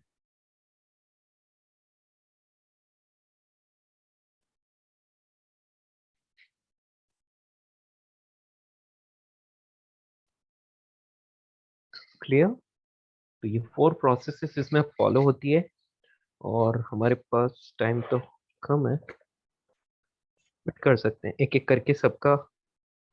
हाँ, हमें बेसिकली करना क्या है, हमें कार्नोट इंजन की एफिशिएंसी को बताना है ना। कार्नोट इंजन की एफिशिएंसी को बताना है तो क्या करोगे? तो बेटा एक एक प्रोसेस की वर्क डन ले लोगे, है ना। या फिर आप एक एक प्रोसेस को अलग अलग सबका वर्क डन कैलकुलेट करोगे। बाहर से ना तो कोई हीट एब्जॉर्ब होती है, ना कोई हीट रिलीज होती है, लेकिन हम बोलेंगे कि आइस मतलब एडियाबैटिक में ना कोई हीट एब्जॉर्ब होती है और ना कोई हीट रिलीज होती है, लेकिन आइसोथर्मल में जरूर हीट एब्जॉर्ब होती है ना। तो वी कैन से कि जब आइसोथर्मल एक्सपेंशन हो रहा है तो हीट एब्जॉर्ब हो रही है, और कंप्रेशन हो रहा है तब रिलीज हो रही है। तो हीट तो सिर्फ एक ही प्रोसेस में एब्जॉर्ब हुई, कहां पर बोलो? बोलो दोस्तों, 1 2 3 4 इनमें से किसमें हीट एब्जॉर्ब हुई? isothermal expansion. आइसोथर्मल एक्सपेंशन में। Very good. तो आपको कुछ भी नहीं करना है, W अपॉन क्यू करना है, जहां पर W क्या है? W is equal to heat absorb, वो सिर्फ और सिर्फ आइसोथर्मल एक्सपेंशन में ही सो एब्जॉर्ब हुई। आइसोथर्मल कंप्रेशन में क्यों नहीं हुई? उसमें कंप्रेशन में तो रिलीज होगी ना बेटा। हाँ, क्यों? यस। क्यों? यस क्योंकि देखो टेम्परेचर तो कांस्टेंट है, इंटरनल एनर्जी चेंज नहीं हुई, लेकिन कंप्रेशन हुआ तो वर्क नेगेटिव हो गया, तो मतलब क्यू भी नेगेटिव। क्लियर? यस। तो थोड़ा इसलिए हम सा लोग इसको स्क्रॉल कहते क्या होता है? हैं। हाँ जी बिल्कुल। तो बेटा बिना किसी बुक में देखे मैं ये टास्क आप पे छोड़ता हूँ, आपको efficiency in terms of temperature निकाल के लाना है, ठीक है।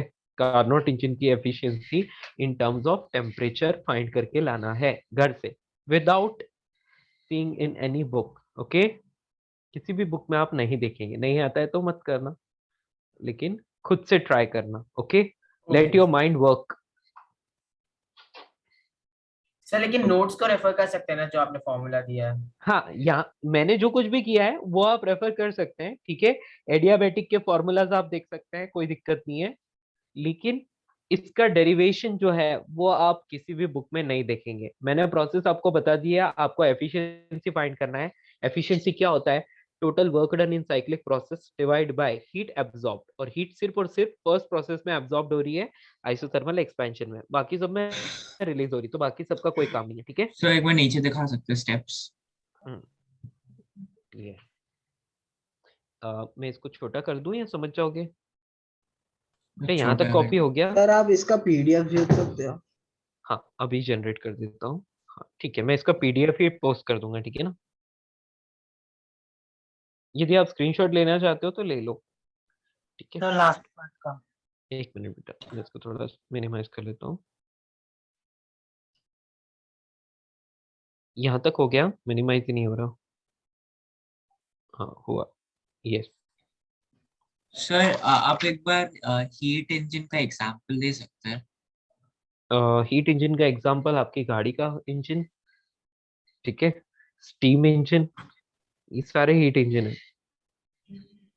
ओके, इसी तरह से एक इंजन ले सकते हो जो पानी की मोटर होती है ना, मतलब उसको चलाने के लिए एक इंजन यूज होता है, यू नो। कभी किसी खेत में गए हो? Yes sir. हाँ, तो वहां पर डीजल से चलने वाला एक इंजन चलाते थे पहले लोग, जहाँ पर इलेक्ट्रिसिटी नहीं होती थी। तो पता नहीं, अभी तो सब मॉडर्नाइज हो गया है, तो डायरेक्टली इलेक्ट्रिसिटी से मोटर चलती है। आप जनरेटर बोल सकते हो ना, है ना? Yes sir. हाँ, बट जनरेटर अलग चीज है ना। जनरेटर क्या करता है? इलेक्ट्रिसिटी जनरेट करता है, ठीक है। हाँ, तो आप ऐसा बोल सकते हो कि अब सबसे बेस्ट एग्जांपल तो यही है, आपकी गाड़ी का इंजन ले लो, स्टीम इंजन ले लो, है ना, वही। इसका लिया आपने स्क्रीनशॉट?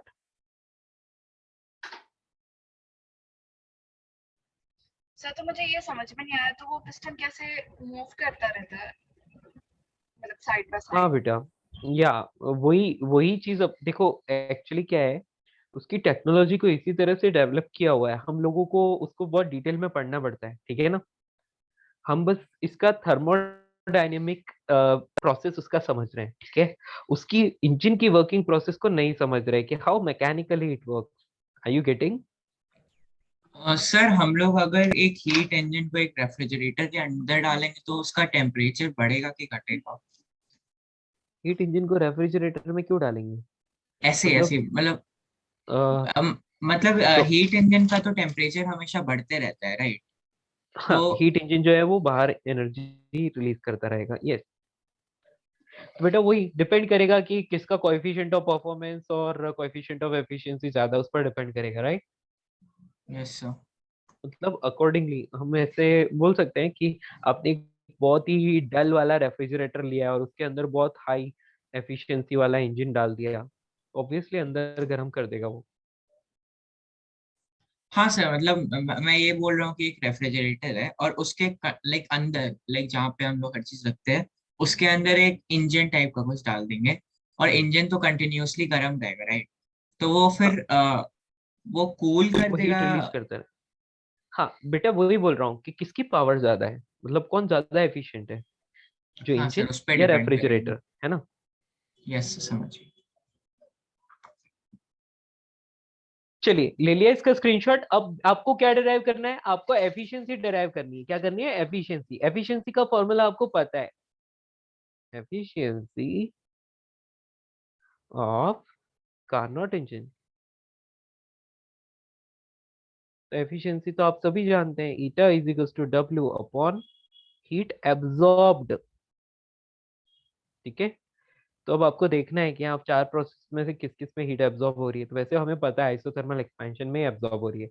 वर्क डन, एक एक प्रोसेस को पकड़ो और वर्क डन निकालो। सबसे पहले आइसोथर्मल का, फिर एडियाबैटिक का वर्क, फिर आइसोथर्मल कंप्रेशन का वर्क, फिर एडियाबैटिक कंप्रेशन का। सारे डेटा गिवन है डायग्राम में। सर इसको तो इंटीग्रेट करके वर्क निकालना पड़ेगा ना? No need to integrate anything, everything will be done with the formula, okay.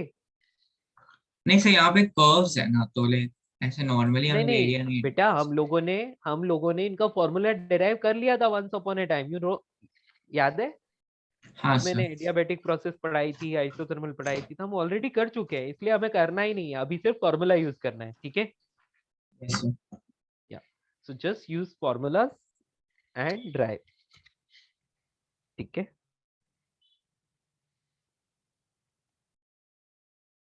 समझ गए? तो आप सबसे पहले W1 W2 W3 W4 निकालेंगे और उसमें डिवाइड करेंगे किसको? Q को, ठीक है। लेकिन मैंने आपको क्या बोला? आपको इन टर्म्स ऑफ टेम्परेचर निकालना है, मतलब आपको एडियाबैटिक रिलेशंस यूज करना होगा और बाकी की चीजों में यानी वॉल्यूम्स में रिलेशन एस्टेब्लिश करना होगा, ठीक है। तो आपको टेम्परेचर में भी रिलेशन मिल जाएगा, ठीक है। तो आप अपने दिमाग से करना, मैं बस इतना बोल रहा हूँ कि जो फाइनल फॉर्मूला आएगा उसमें टेम्परेचर्स के अलावा कुछ नहीं होगा। सर तो हाँ, work done in adiabatic gas में ये क्यों नहीं आता, एलएन के टर्म्स में क्यों नहीं आता है वर्क डन? बिकॉज वो तो एक लाइक मतलब बेटा P is इसलिए equal नहीं to आता है, सुनो सुनो मैं आपको बताता हूँ क्यों नहीं आता है। इसका रीजन ये है कि delta Q is equals to delta U plus W होता है, right. yes sir delta Q zero होता है तो इसका मतलब W is equals to minus of delta U, right. और delta U F by two N R delta T होता है, इसलिए ये डायरेक्ट आ गया, ठीक है। yes sir समझ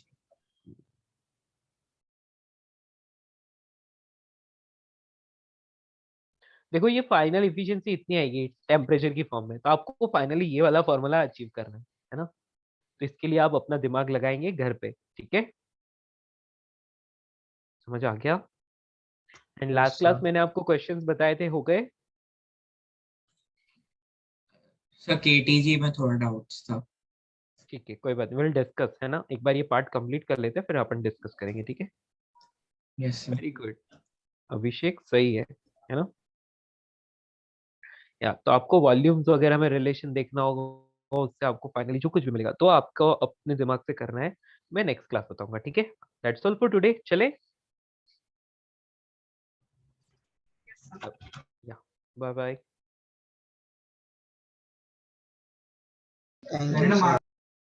बाय।